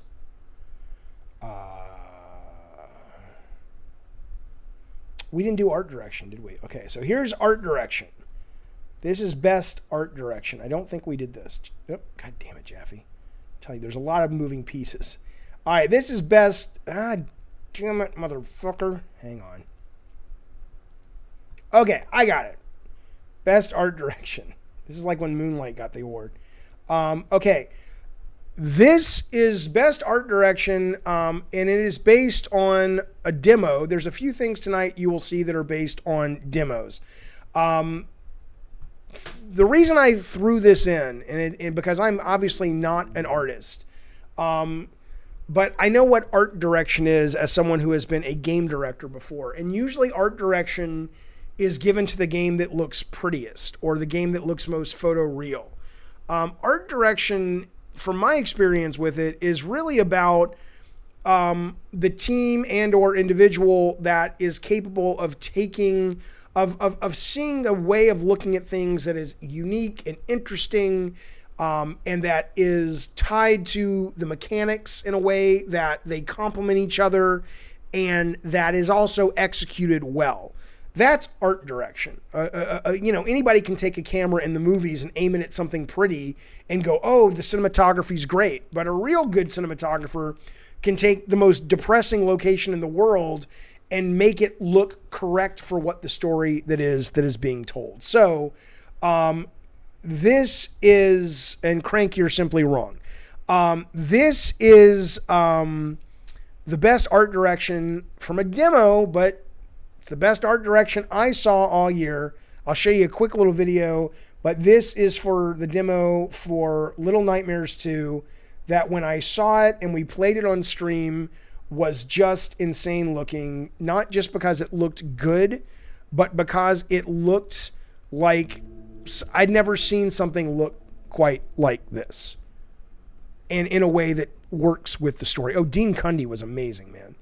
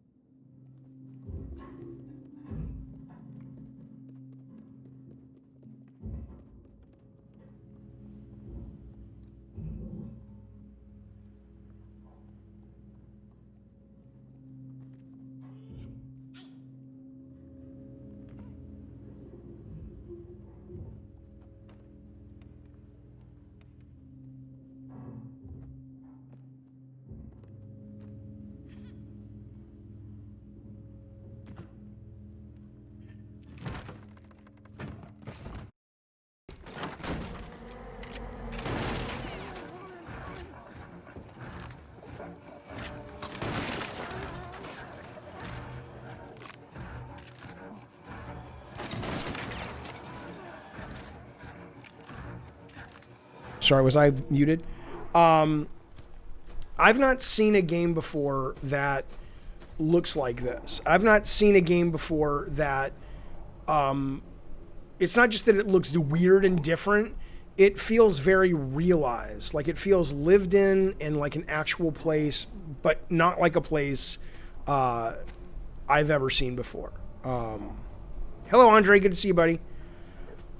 So this is Little Nightmares 2. I think this is the best art direction of 2020. The demo is available right now on Steam. If you are interested, the game is out this year. I don't know when, but boy, it was a great demo. I'm very much looking forward to the title and being in this world. And again, I mean, this is a game that really, I mean, it's fun, it's interesting, it's different, but this game, I think it's true that it lives and dies by putting you in this world in a way. The first Little Nightmares had a similar look, but I don't think it was as good as this. Like it didn't, for me, it didn't present this level of realized, lived-in world. It felt almost like a first draft, which I guess it was. All right, so this is Little Nightmares 2, best art direction of the year. Okay. Let's give out 2 more Yoshidas and we'll play a contest for some good stuff. Shall we? Sure, Jaffe, we can do that. Thanks, I appreciate it. I appreciate it, kids. The next one is going to be the coolest gameplay. Well, I'll just give you that one. We'll do most impressive as fuck design. That goes to Teardown, okay? That was coming up anyway. Okay. So the next Yoshida goes to Teardown for most impressive as fuck game design. This game did not make it onto my best of list because frankly it gets boring. But what is so incredible about this game is the freedom that this game gives you in terms of all of the vehicles work, most of the mechanics work. Like it says, it's super interactive. Not just that it's destructible, but you can play with and affect things in a way that really feels like almost anything that you think of, you can do. Now, it's not everything, but it's more than any other game I've ever played where I have that level of freedom. And in that, when it works, when it comes together, and it comes together frequently, where you're like, hey, I wonder if I try this, is that going to help me solve the mission? Because the mission is you're trying to collect this loot or these boxes and escape before the cops come. And it's wonderful. It's just it gets very samey, not in the solves, but it doesn't have a very good cadence about it. But anyway, though, this is just I've never seen a design take this far, and I've never seen a game, or I've never had a game make me feel so much like a intellectual badass that when I set everything up, I mean, you're like having to put the car in exactly the right spot and then figure out the path to the boat or to the window before the cops come. It is great. It is currently on Steam. I don't know if it's coming to anything else, but boy, it is wonderful. That gets the most badass design award, or what did I call it? It's the most impressive as fuck design of the year. And again, I mean, think about that for a minute. There are people out there giving video game awards, and they're not even thinking about this. They don't even think about that. So far, we have given best paced game. We have given most innovative design. We have given best actual writing for gameplay. We have given, there's like a bunch more. It's like, and these aren't complicated awards to understand. This is the bedrock of the industry. And we're the only ones that are actually even pointing it out. It's crazy. Totally Sick of Onions drops a super chat. I appreciate it, pal. He says, the creators of this game made the phone game smash hit that works wonders for ADD. Yeah, they're called Tuxedo Junction. Look into it when you're bored, says $4.99. I mean, says Totally Sick of Onions. He drops $4.99. Thank you very much, sir. Hang on. Remind me in 2 hours to look into the game smash hit. And Evan Jordan drops super chat. Thank you for that generosity, along with Totally Sick of Onions. Thanks, pal. He says, Teardown is incredible. I agree with you. It is just insane. It's insanely cool. I don't know if it could work on console. Well, it could probably work on console. It would probably work on console. Okay, let me bring the curtain down so we can bring up the next Shuhei. And after this Shuhei, we will go back to a contest where you can win yourself a $20 gift card to Steam or PSN. Okay, this is going to be the Shuhei for the coolest design experience. Okay, this is a little bit of a weird one, but it deserves being called out. This is the coolest design experiment. Okay, I'm not going to show you a video of this one because it's impossible to without spending hours, but these are the Dread X collection games, series of games. They've put out 3 of them so far. And what these are is the publisher, which is also the people who run the Dread X horror website, have given every Dread X collection, they'll give 10 different developers a very small amount of money. And they'll say, look, you guys have a week or a month. I think a month is the most they've ever given them. And it's got to be horror. And it's kind of got to be maybe a theme like this. And then you guys just fucking go. And a lot of the games are shit. A lot of the games are interesting but not fun. And some of the games are fucking gems. But what I love about this is when I talked to the producer of this, what he said was, he says, you know, the great thing about horror movies is that they're so inexpensive to make that the creators can take a lot more chances. And yeah, you're going to have a lot more misses because you swing a lot more. You're going to miss the ball a lot more. But if we can do it inexpensively, and you can do horror inexpensively, you don't have to, everything doesn't have to be Resident Evil 2 remake to scare the shit out of you in a game or in a movie. We have an opportunity to actually discover some real great nuggets of horror games that might become the next big thing. So again, this is hit and miss, depending on which one you buy. Some are better than others, but they don't cost you a lot. It's like $8. I think I would love for these to come to something like Game Pass or PS Now, because I think the audiences would go ape shit. I don't know if, again, these are super raw. So I don't know if something like PS Now would put it on their system without insane amounts of bug testing that they require all their games to go through. And these guys probably don't have the budget for it. But this is a really cool thing that's happening in the indie space, in the indie horror space. There was a PS1 collection anthology that came out a little bit before it, but it hasn't been as consistent and it hasn't been as interesting as what you're seeing on Dread X. So there's 3 of these. Go check them out at Steam if that holds an interest to you like it does to me. Okay, we are now going to give away the second gift card of the evening. This is going to go to the person that can tell me first who this individual is who is in the entertainment. I'll even make it a little easier. This individual is in the video game business, or they're involved with video games, or they have been. This person has been an important figure and may still be an important figure in video games. Okay, the first person to get it, I gotta take a swig of the Diet Bubbly. One moment. Okay, no, guys, I'm telling you, here's the deal. Don't be guessing right now. Here's what it's gonna be. Because if you guess and you get it, and I haven't even drawn or erased, it doesn't count. So I will tell you when it's time to start guessing. Okay, I will put a little below the cross, which I won't go on yet. As soon as I hit the crosses, you guys can start guessing. Okay. Where's the eraser? Is that the eraser? Okay, here we go. Ah, shit. You can see later too. You sure can. Shit. That's a good point.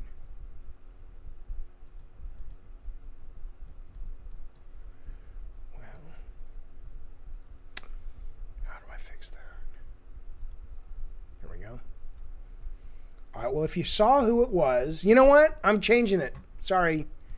I'm going to change it. This will be a practice run through. I only want fair play. All right, this is going to be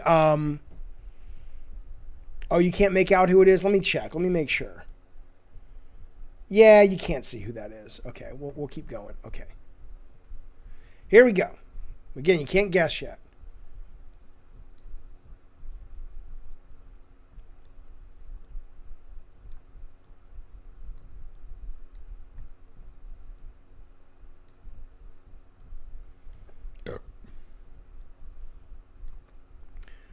All right, at this point, you guys can start guessing. But here's what I'll tell you. Here's what I'll tell you. If you just are spamming, and I'll tell you, you need to give yourself 10 seconds or 5 seconds between each guess. If I look at the thing and I just see name, it's not going to count. So, yeah, you know what? We're going to, okay, yeah. We're going to do another one because Chongo got it. It's Awada, but so did Kaiden. And it just, this isn't working that well because it's going to be too easy to spam. And you guys also saw the earlier one. So yes, it was the puppet Awada. Let's make this one a test. Okay, so hang on. We're going to do the real one now. This is, you know, like if you ever go to a live taping of a show, there's lots of stopping and starting. This will be edited. So I appreciate you guys guessing it was Awada, but no, we're going to do a different one. Well, yeah, there's lag in the chat. There's nothing I can do about that. There's going to be 6 or, yeah, I know, but I didn't do this though. Chongo says I didn't spam. No, but remember I said it has to be below the crosses. I didn't put the crosses up. So no, Heath, no, we have to make it more visual and fun. Heath's like, give me a trivia question. No. What fun is that? No. Okay, hang on. I'm going to be really quick about it. Okay, hang on. Same category. Okay, this is a luminary. This is a person within the game industry. And you guys and ladies must guess who we are talking about. Now, until you see the crosses this time, you cannot guess. Okay? Okay. Okay.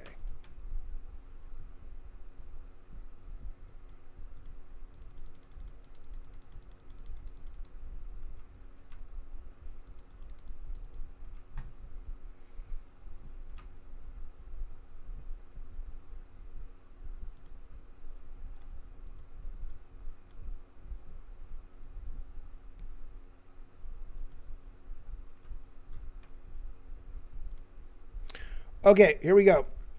All right, good night, Fox. Good to see you, buddy. Thanks for hanging out with us, man. I appreciate it. All right, this is the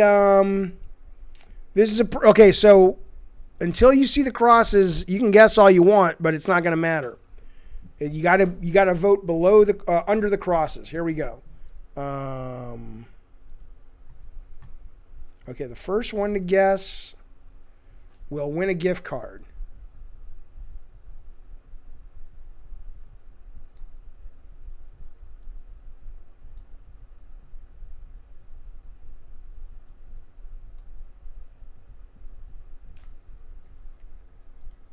Hang on.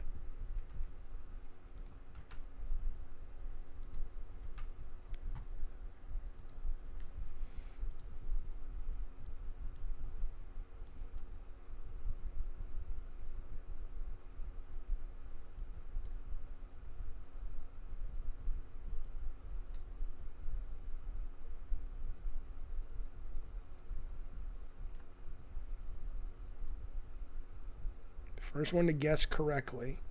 Aldo gets it. It's Morgan Webb. That's right. Good old Morgan Webb. Good job. Good job, Aldo. Aldo, hit me up on Discord with a DM tonight or tomorrow, and I will get you your gift card tonight. Oh, not tonight. Tomorrow. Oh, shit. God damn it. There were no crosses. Shit. Nope. Got to do it again. We got to do it again. Oh, my God. I didn't do the crosses. Sorry. Yep. No, we're doing it again. Apologies. Sorry, Aldo. Sorry, pal. All right, we got to do it again. Here we go. My bad. Okay. Hey, thank you. Connor's like Morgan Webb. Okay, we're doing it again. I am sorry, you guys. Rules are rules. That's right.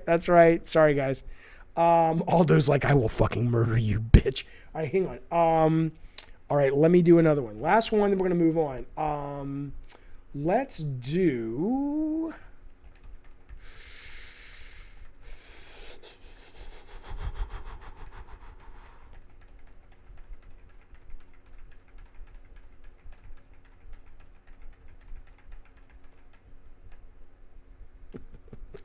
Aldo will remember that. That's great.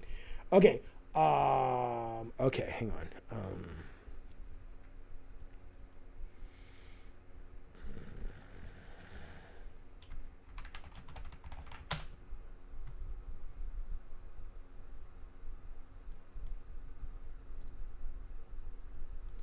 Okay, we're going to try this one last time, fellas.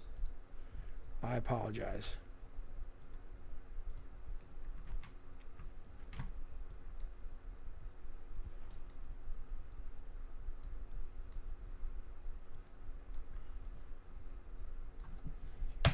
Okay.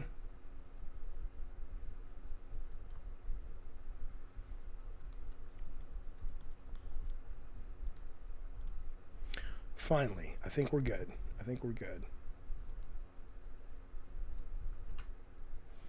All right. Where did it go? Okay. Wait until the crosses. My bad, you guys. I'm sorry. Here we go.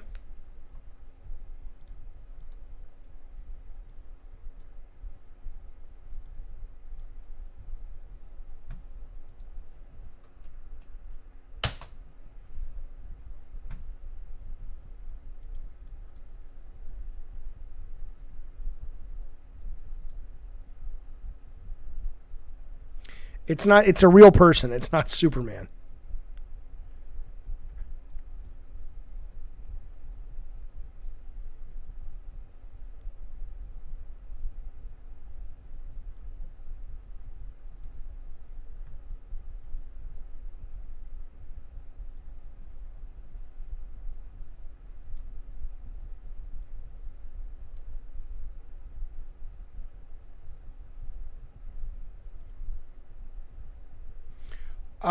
John Q got it. It was Greg Miller. I know Jay Song said Greg, but Greg, come on, man. Yeah, John Q got it. It's Greg Miller. Bump, bump, bump, bump, bump, bump, bump, bump, bump, bump, bump, bump, bump. All right, John Q, hit me up on the Twitter or on the DM, and I will. So both you guys that won the gift cards, hit me up on DM on Twitter, and I will get this to you guys tomorrow. No, I did the crosses. They're right there. I did them. Okay. All right. All right. We're moving on. Let us move on, shall we? All right. Yeah, I did the crosses. I did. Okay. Let's move on to game number 4 and number 5. This is game number 4, game number 5. All right, fellas. Sorry.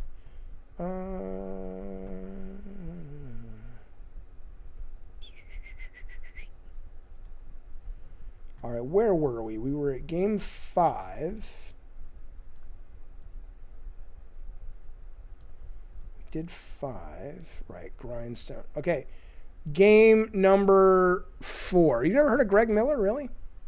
He's like, was at IGN, and he's kind of funny and all that stuff. All right, game number 4. Here we go. Yeah, Drawn to Death tribute like in memoriam. I would love to. Okay, hang on. All right, fellas, this is going to be game number 4 of the year.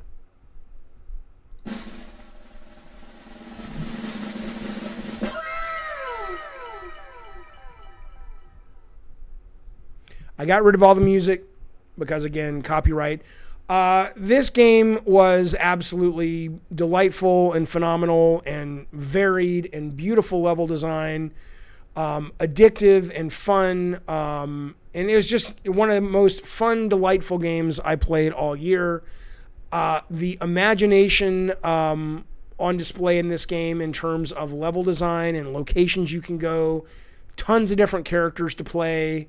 There's like 6 characters you can play. They all play different. There's tons to unlock. There's tons to discover in this game. It is difficult.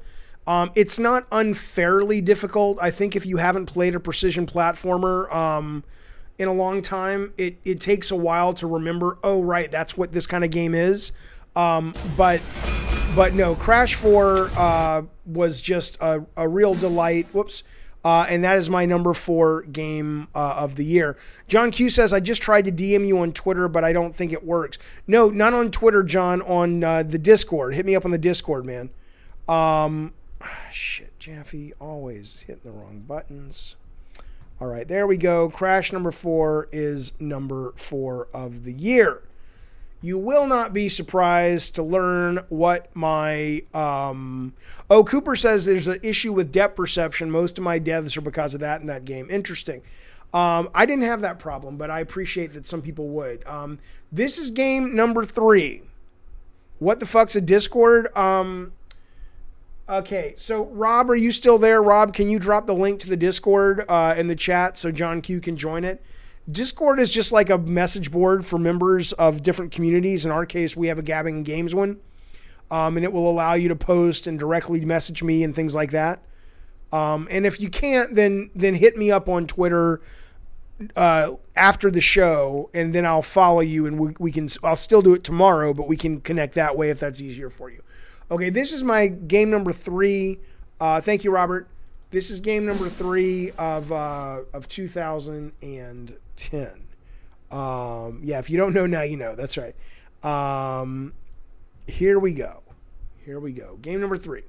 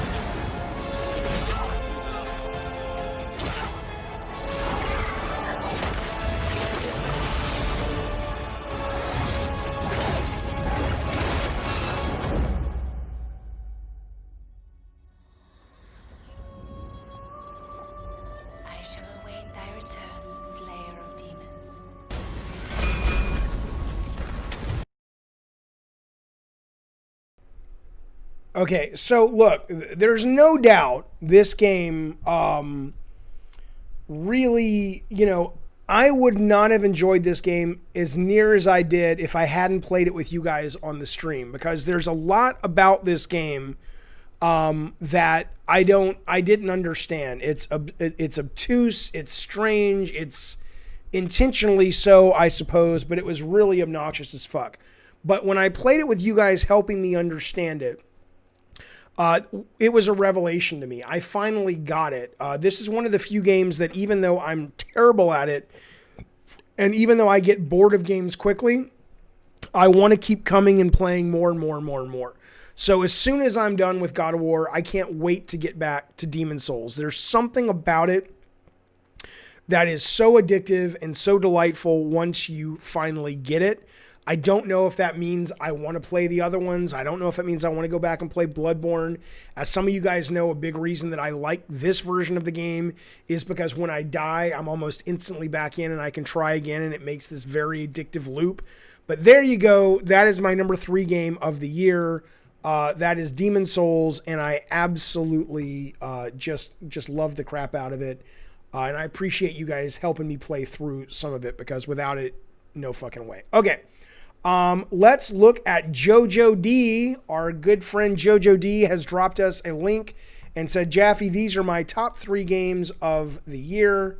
Let us go and see what he has to say about what is making him happy when it comes to his favorites this year.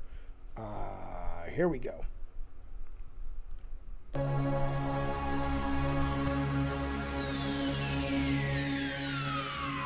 Ladies and gentlemen, may I have your attention, please? 3, 2, 1, go.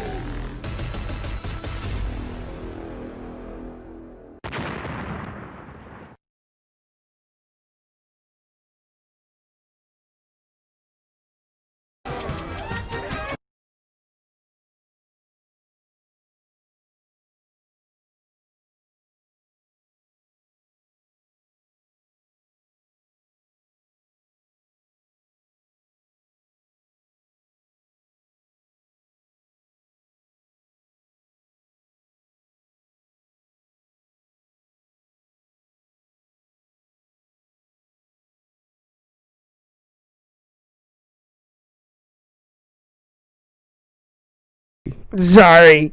That I was saying that was those were JoJo D's games, Squadrons, Mortal Kombat, and was it Ghost he had in there? That was my nephew texting me saying I needed to get Ghost, Mortal Kombat, and Star Wars.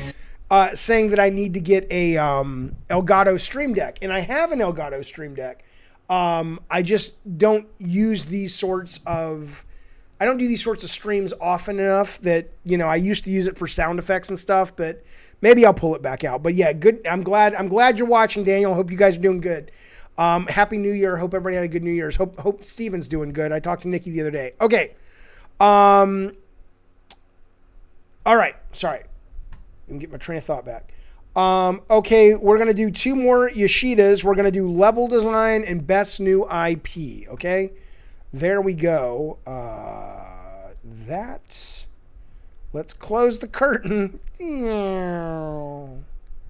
That's some high-tech shit. All right, this is the best level design, okay?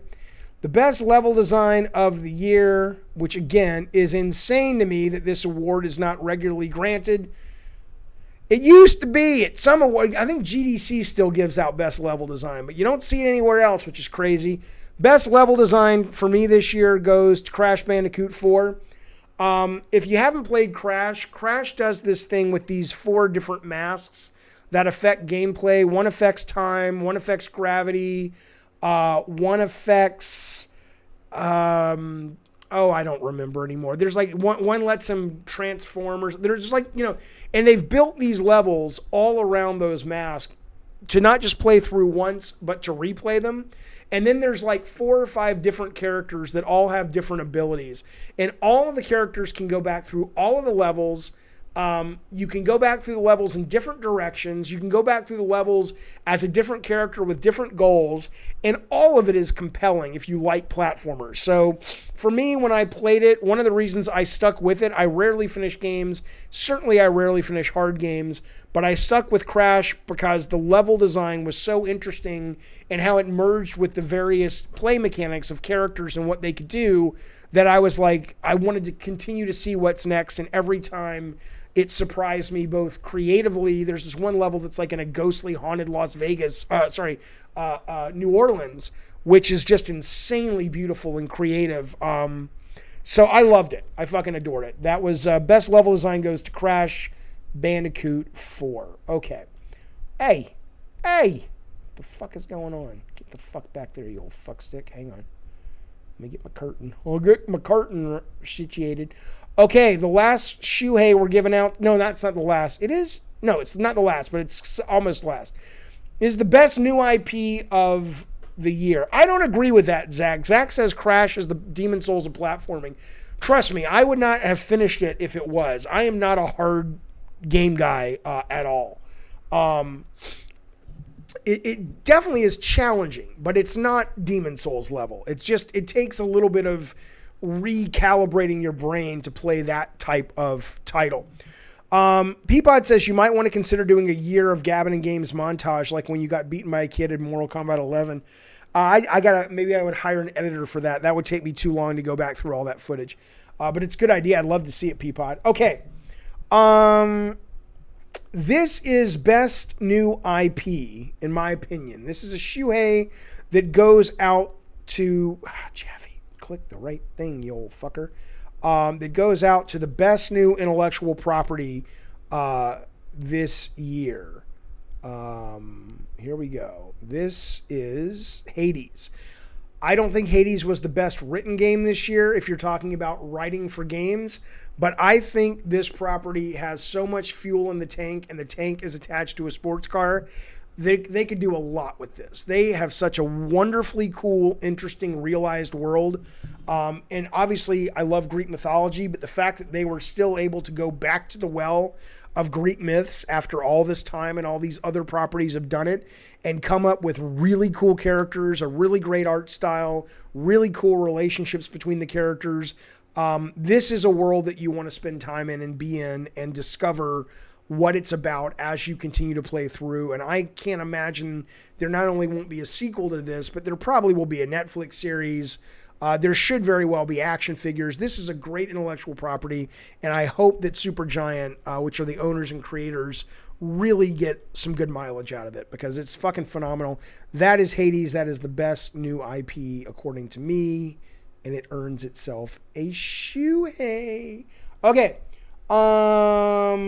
We're going to look at Kaiden and Rob the Mods Game of the Year. These are the last Game of the Years from members, and then we are going to give out the last two big awards. And then we'll look at the last polls, which are the most important awards, which is what you guys think the best game of 2020 is and the best game of 2015 was. Let's go to Kaiden first. This is Kaiden's list.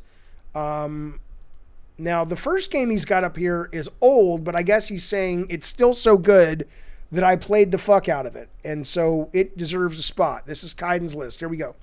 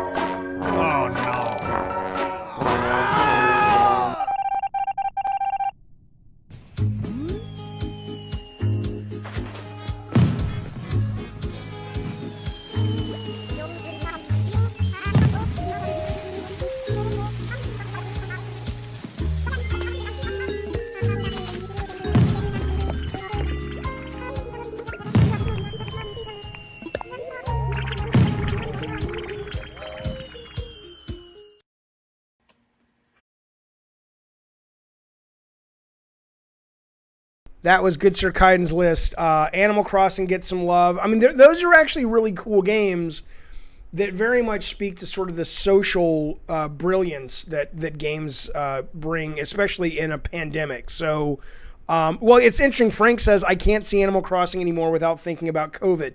No, but it's been, amazing that it's been so meaningful to so many people. George says the game legit helped my anxiety for 3 months. Isn't that amazing? So there's Kaiden's list. We'll get to Rob in a minute. But Megadevo dropped some ducats into the bin. He says, you shave your head and let your beard grow. Looks like the new God of War got to you. Yeah, the best game on earth, long live PS, our king. Hey, I love the new God of War. I can't wait to...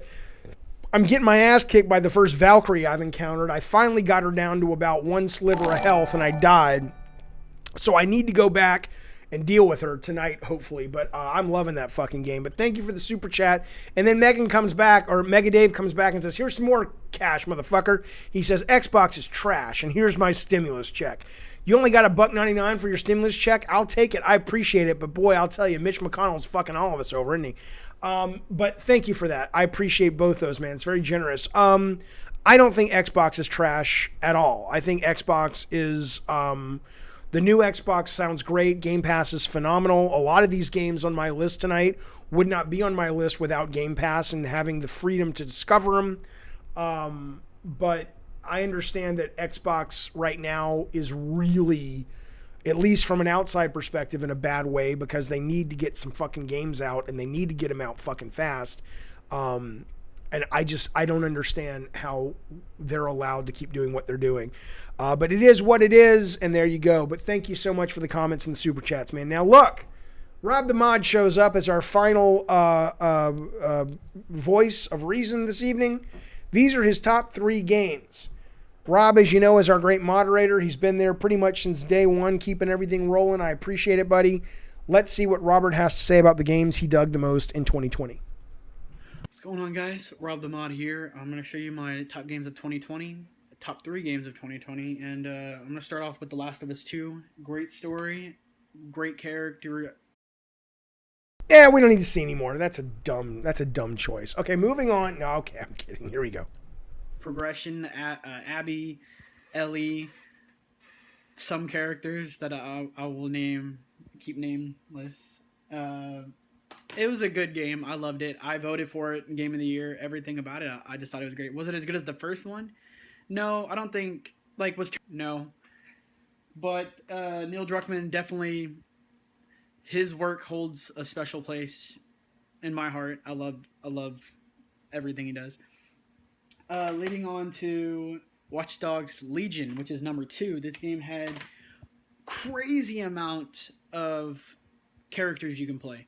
As at one point I was playing assassin, or at one point I was playing a dominatrix, or a Bob Ross impersonator, or a fucking drone expert.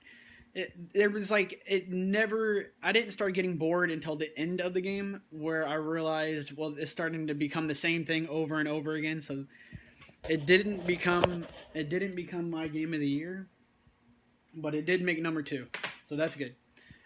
Number 1, it didn't hit the Keelys Awards, whatever, the Keelys, but I hope it hits the Jaffe Awards, and that is Kingdom of MLR Re-Reckoning, which, God, it's so good. It's got the writers from Oblivion. It has the creators of Oblivion worked on it. Todd McFarlane, creator of Spawn.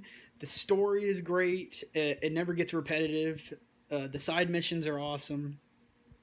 Everything about it is just good. Did they upgrade the graphics any? Not really. They put a filter over it. But that's how good it is. It holds up that well. And we should be getting some DLC for it later on next year. I don't know who this lady is. Let's watch. Hang on. I want to know what this is. Say subscribe. Subscribe. Thank you. Who are you? Why did this come up on my list? Oh my God. Okay, well, whatever. Rob the Mod, thank you so much. Listen, I have not played. I don't know what it is. It just came up on my next list.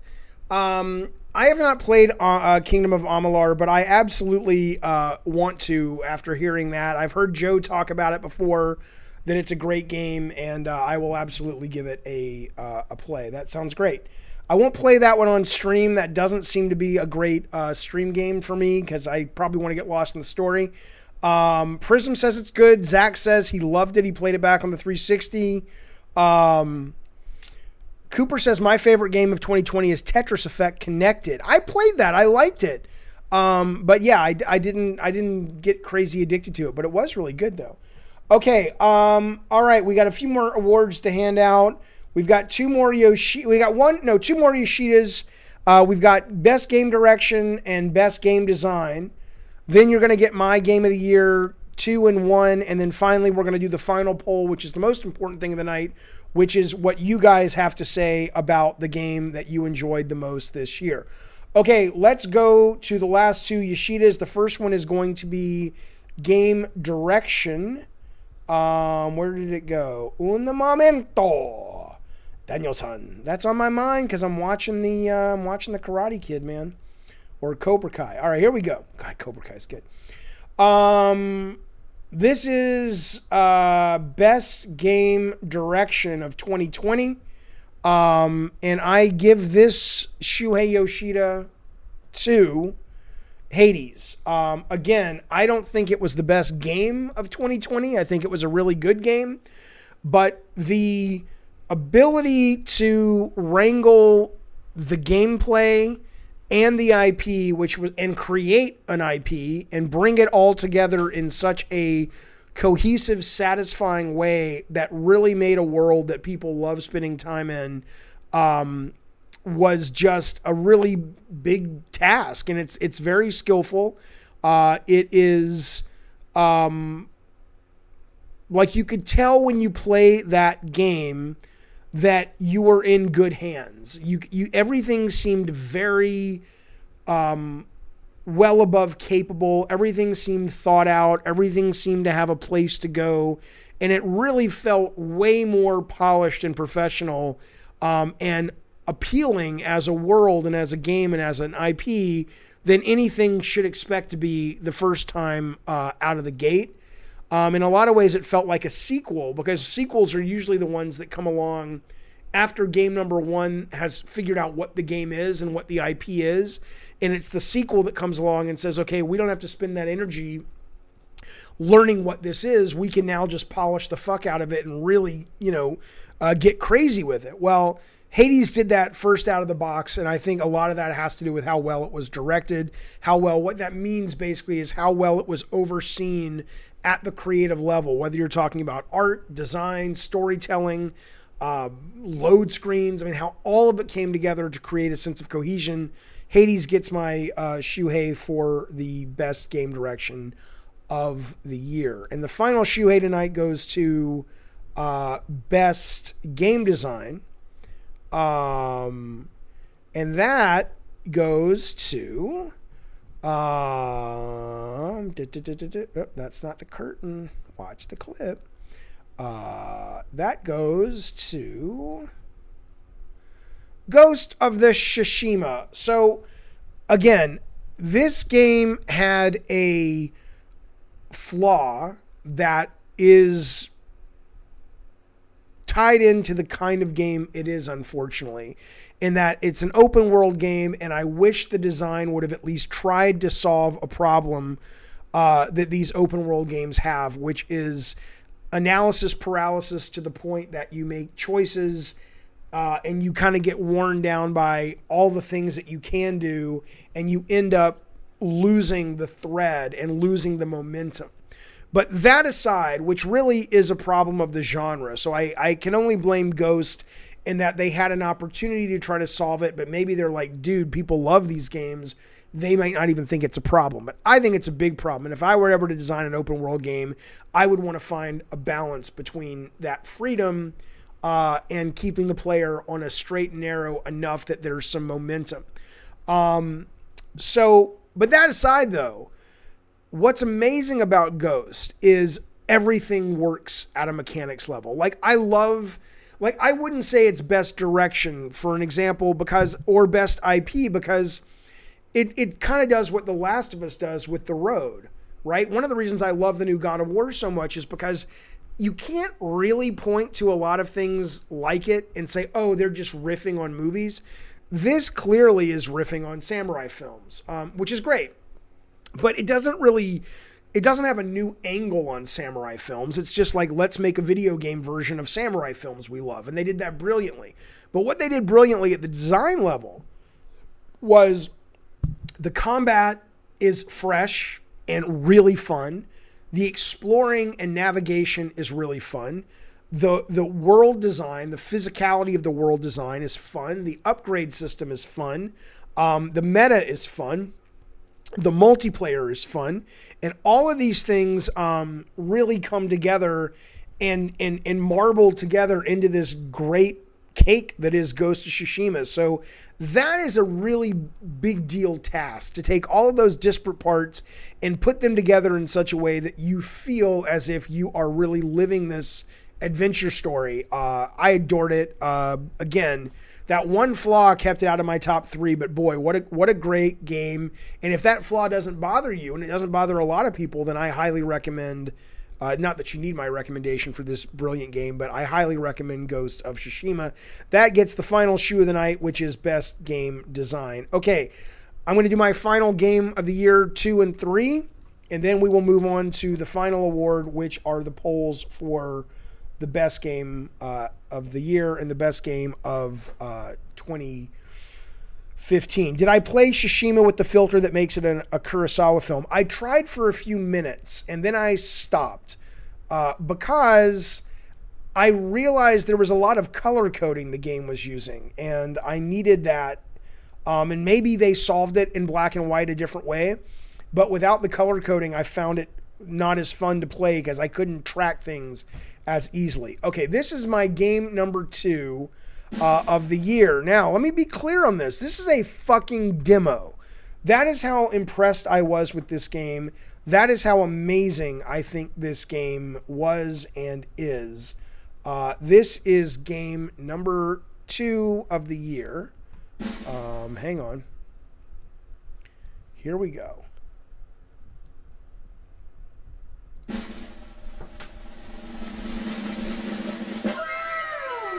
So, this game, in essence, it's Unpacking, and it literally is what you see is what you get, but you go through the life of this character, starting, I guess, in 97, and go through, I'm assuming, till she's an old woman and she dies, and everything that you pull out of these boxes, you learn about who this person is. So part of it is a little bit like Tetris in the sense that you have to, not everything fits until you find a place for it, but some things fit wherever. So it's a little bit of a game in that sense, but it really is more about storytelling through the environment and storytelling through objects. And it is so much fun to play. It is so peaceful. And the idea that as you age, some of these items work their way through your life. What does she leave behind? What does she continue to carry with her throughout her whole life is just such a brilliant way to tell a story interactively. And it is so charming and so melancholy and so emotional that I just adore this. What a delightful game. I am sure this will be on my top 10 when the final game releases. I think it will be coming out pretty soon. But it's phenomenal. That is Unpacking. That is my second game. That's my number 2 game of the year. And I don't understand that, Peapod. You only like this because it makes you think about Bartlett Jones. I don't understand that. Hello, Blade. Good to see you, sir. I'm doing well. I think you're a sir. Your icon looks like a lady, but it's really tiny. Whatever you are, good human individual, I'm doing well. It's good to see you. Yeah, the sequel, Zach, is called Moving Out or whatever. It's like, we got to get out of here. Anyway, it's great. I think the demo is still available on Steam. Check it out. Okay, Blade, you're a dude. Good to see you, sir. So, all right, here is my game of the year.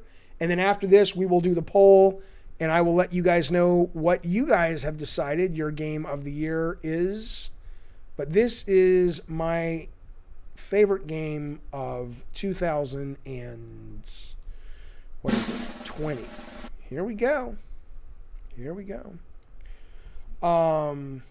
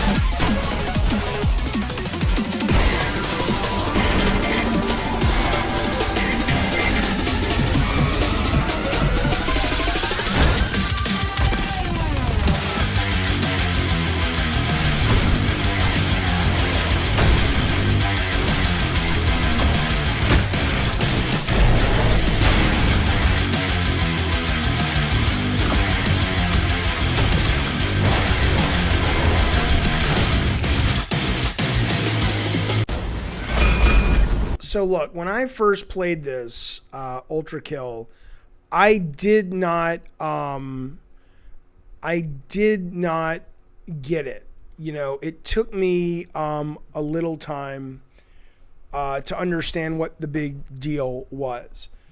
This game, once you vibe in with it, no. See, that's the thing. John Q says Unreal Tournament clone. No, not even close to that. This game is...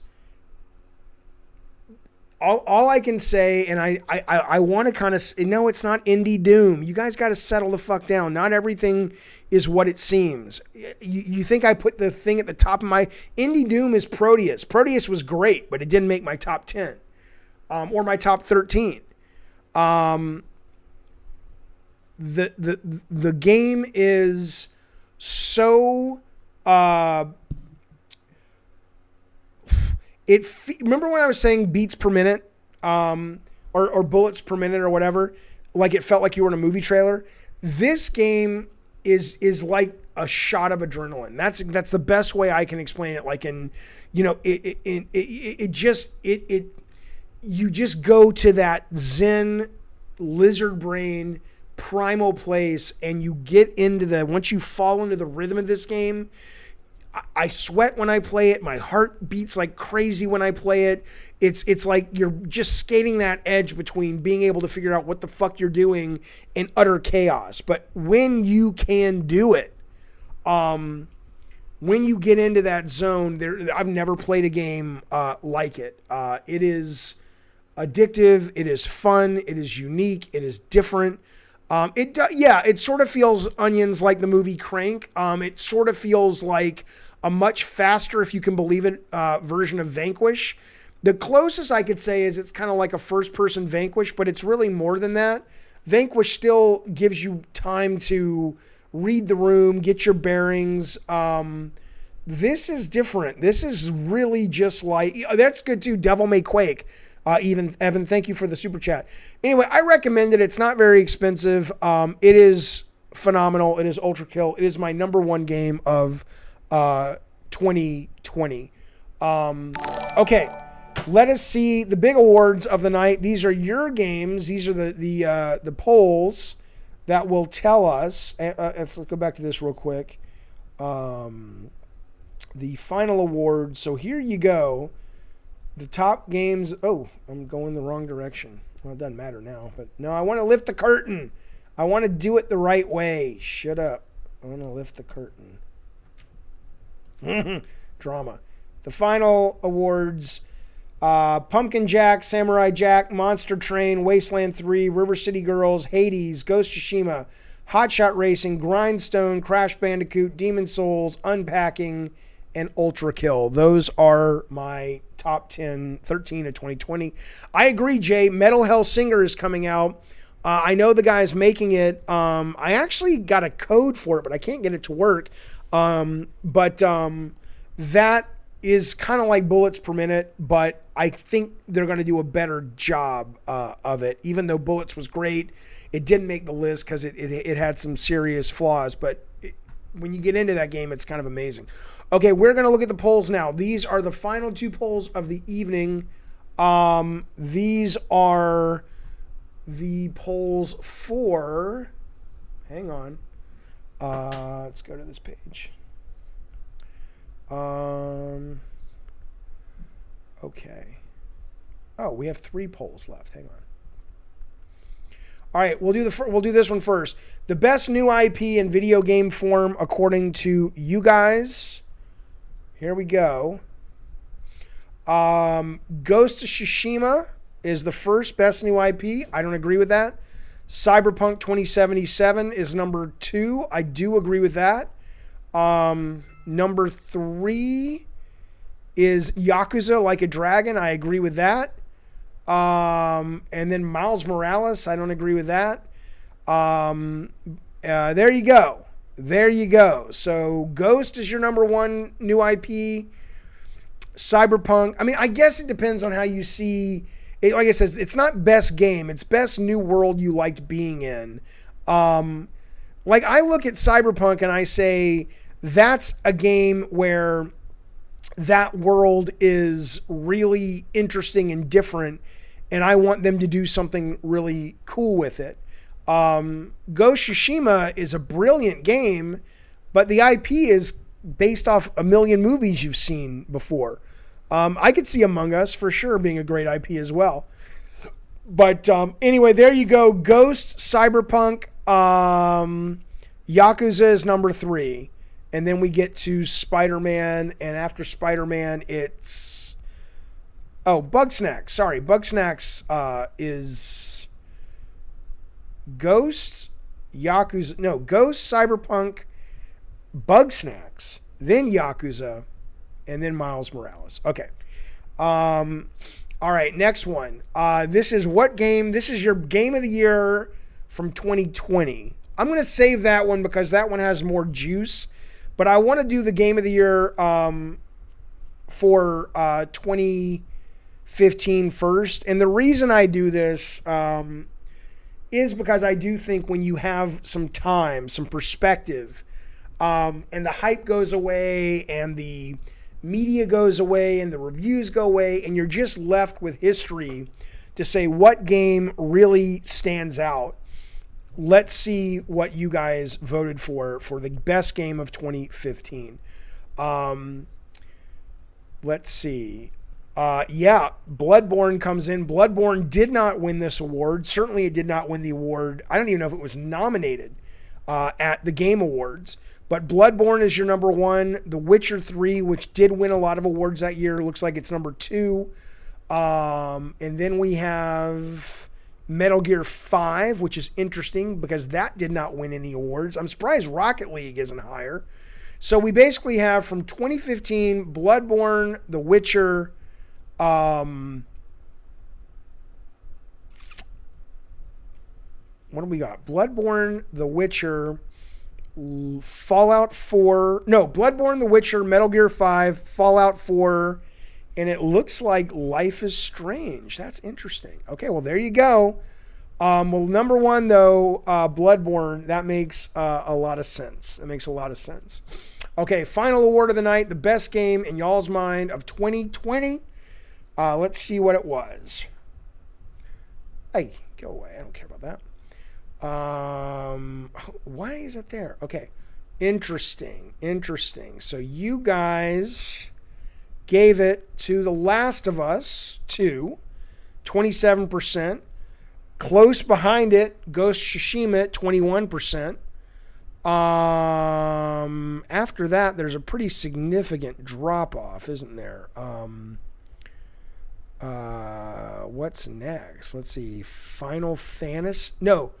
Yeah, Final Fantasy is next, the remake, tied with Hades. So Last of Us, Ghost, Final Fantasy remake, and Hades. There you go, fellas. I voted for, because I didn't put mine on here. I voted for, I don't know what I voted for. I already forgot.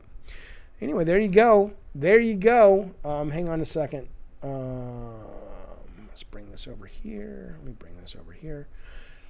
That's it. We did it. We made it in 2.5 hours. That's not too bad. How many Astros? I think only 1. Let me check Astros Playroom real quick. Astros Playroom got... Sackboy got 2. Astros... Streets of Rage got 1. Astros got 3. You want the best mobile game, says Sick of Onions. It's Commute, made by Mediocre, who turned into Tuxedo. I remember that. It's the best motion puzzle game. I kind of remember that. I will look into that tonight. I remember seeing that. But thank you for your super chat, man, and thank you for that tip. I'll pick it up tonight. That was it, fellas. That was our Game of the Year stream. I hope you enjoyed it. I hope you had a good time. I appreciate you hanging in there with me and going through all this. I will be cutting this down into like an 8-minute video just to kind of get to the meat of it. But thank you for all the contributions of videos and taking the polls. If we dug it, we'll do it again next year. We'll see how things go. No game of the decade. I don't know. Jay-Z, it's a great question. I haven't thought about it, frankly. But in the meantime, come Monday, I will be back normal streaming. The holidays are over. We're picking things back up on Monday. I will probably be streaming tomorrow some God of War. But if not, I can't promise that. It just depends on how tomorrow goes. But I will absolutely be back tomorrow doing some God of War stuff. And in the meantime, I'll see you guys soon. And thank you guys tons. Robert, thank you. RPG, I think you were here. Thank you. All the super chats, thank you. The new members, thank you. And have a great rest of your holiday. And I will see you guys on Monday. Good night.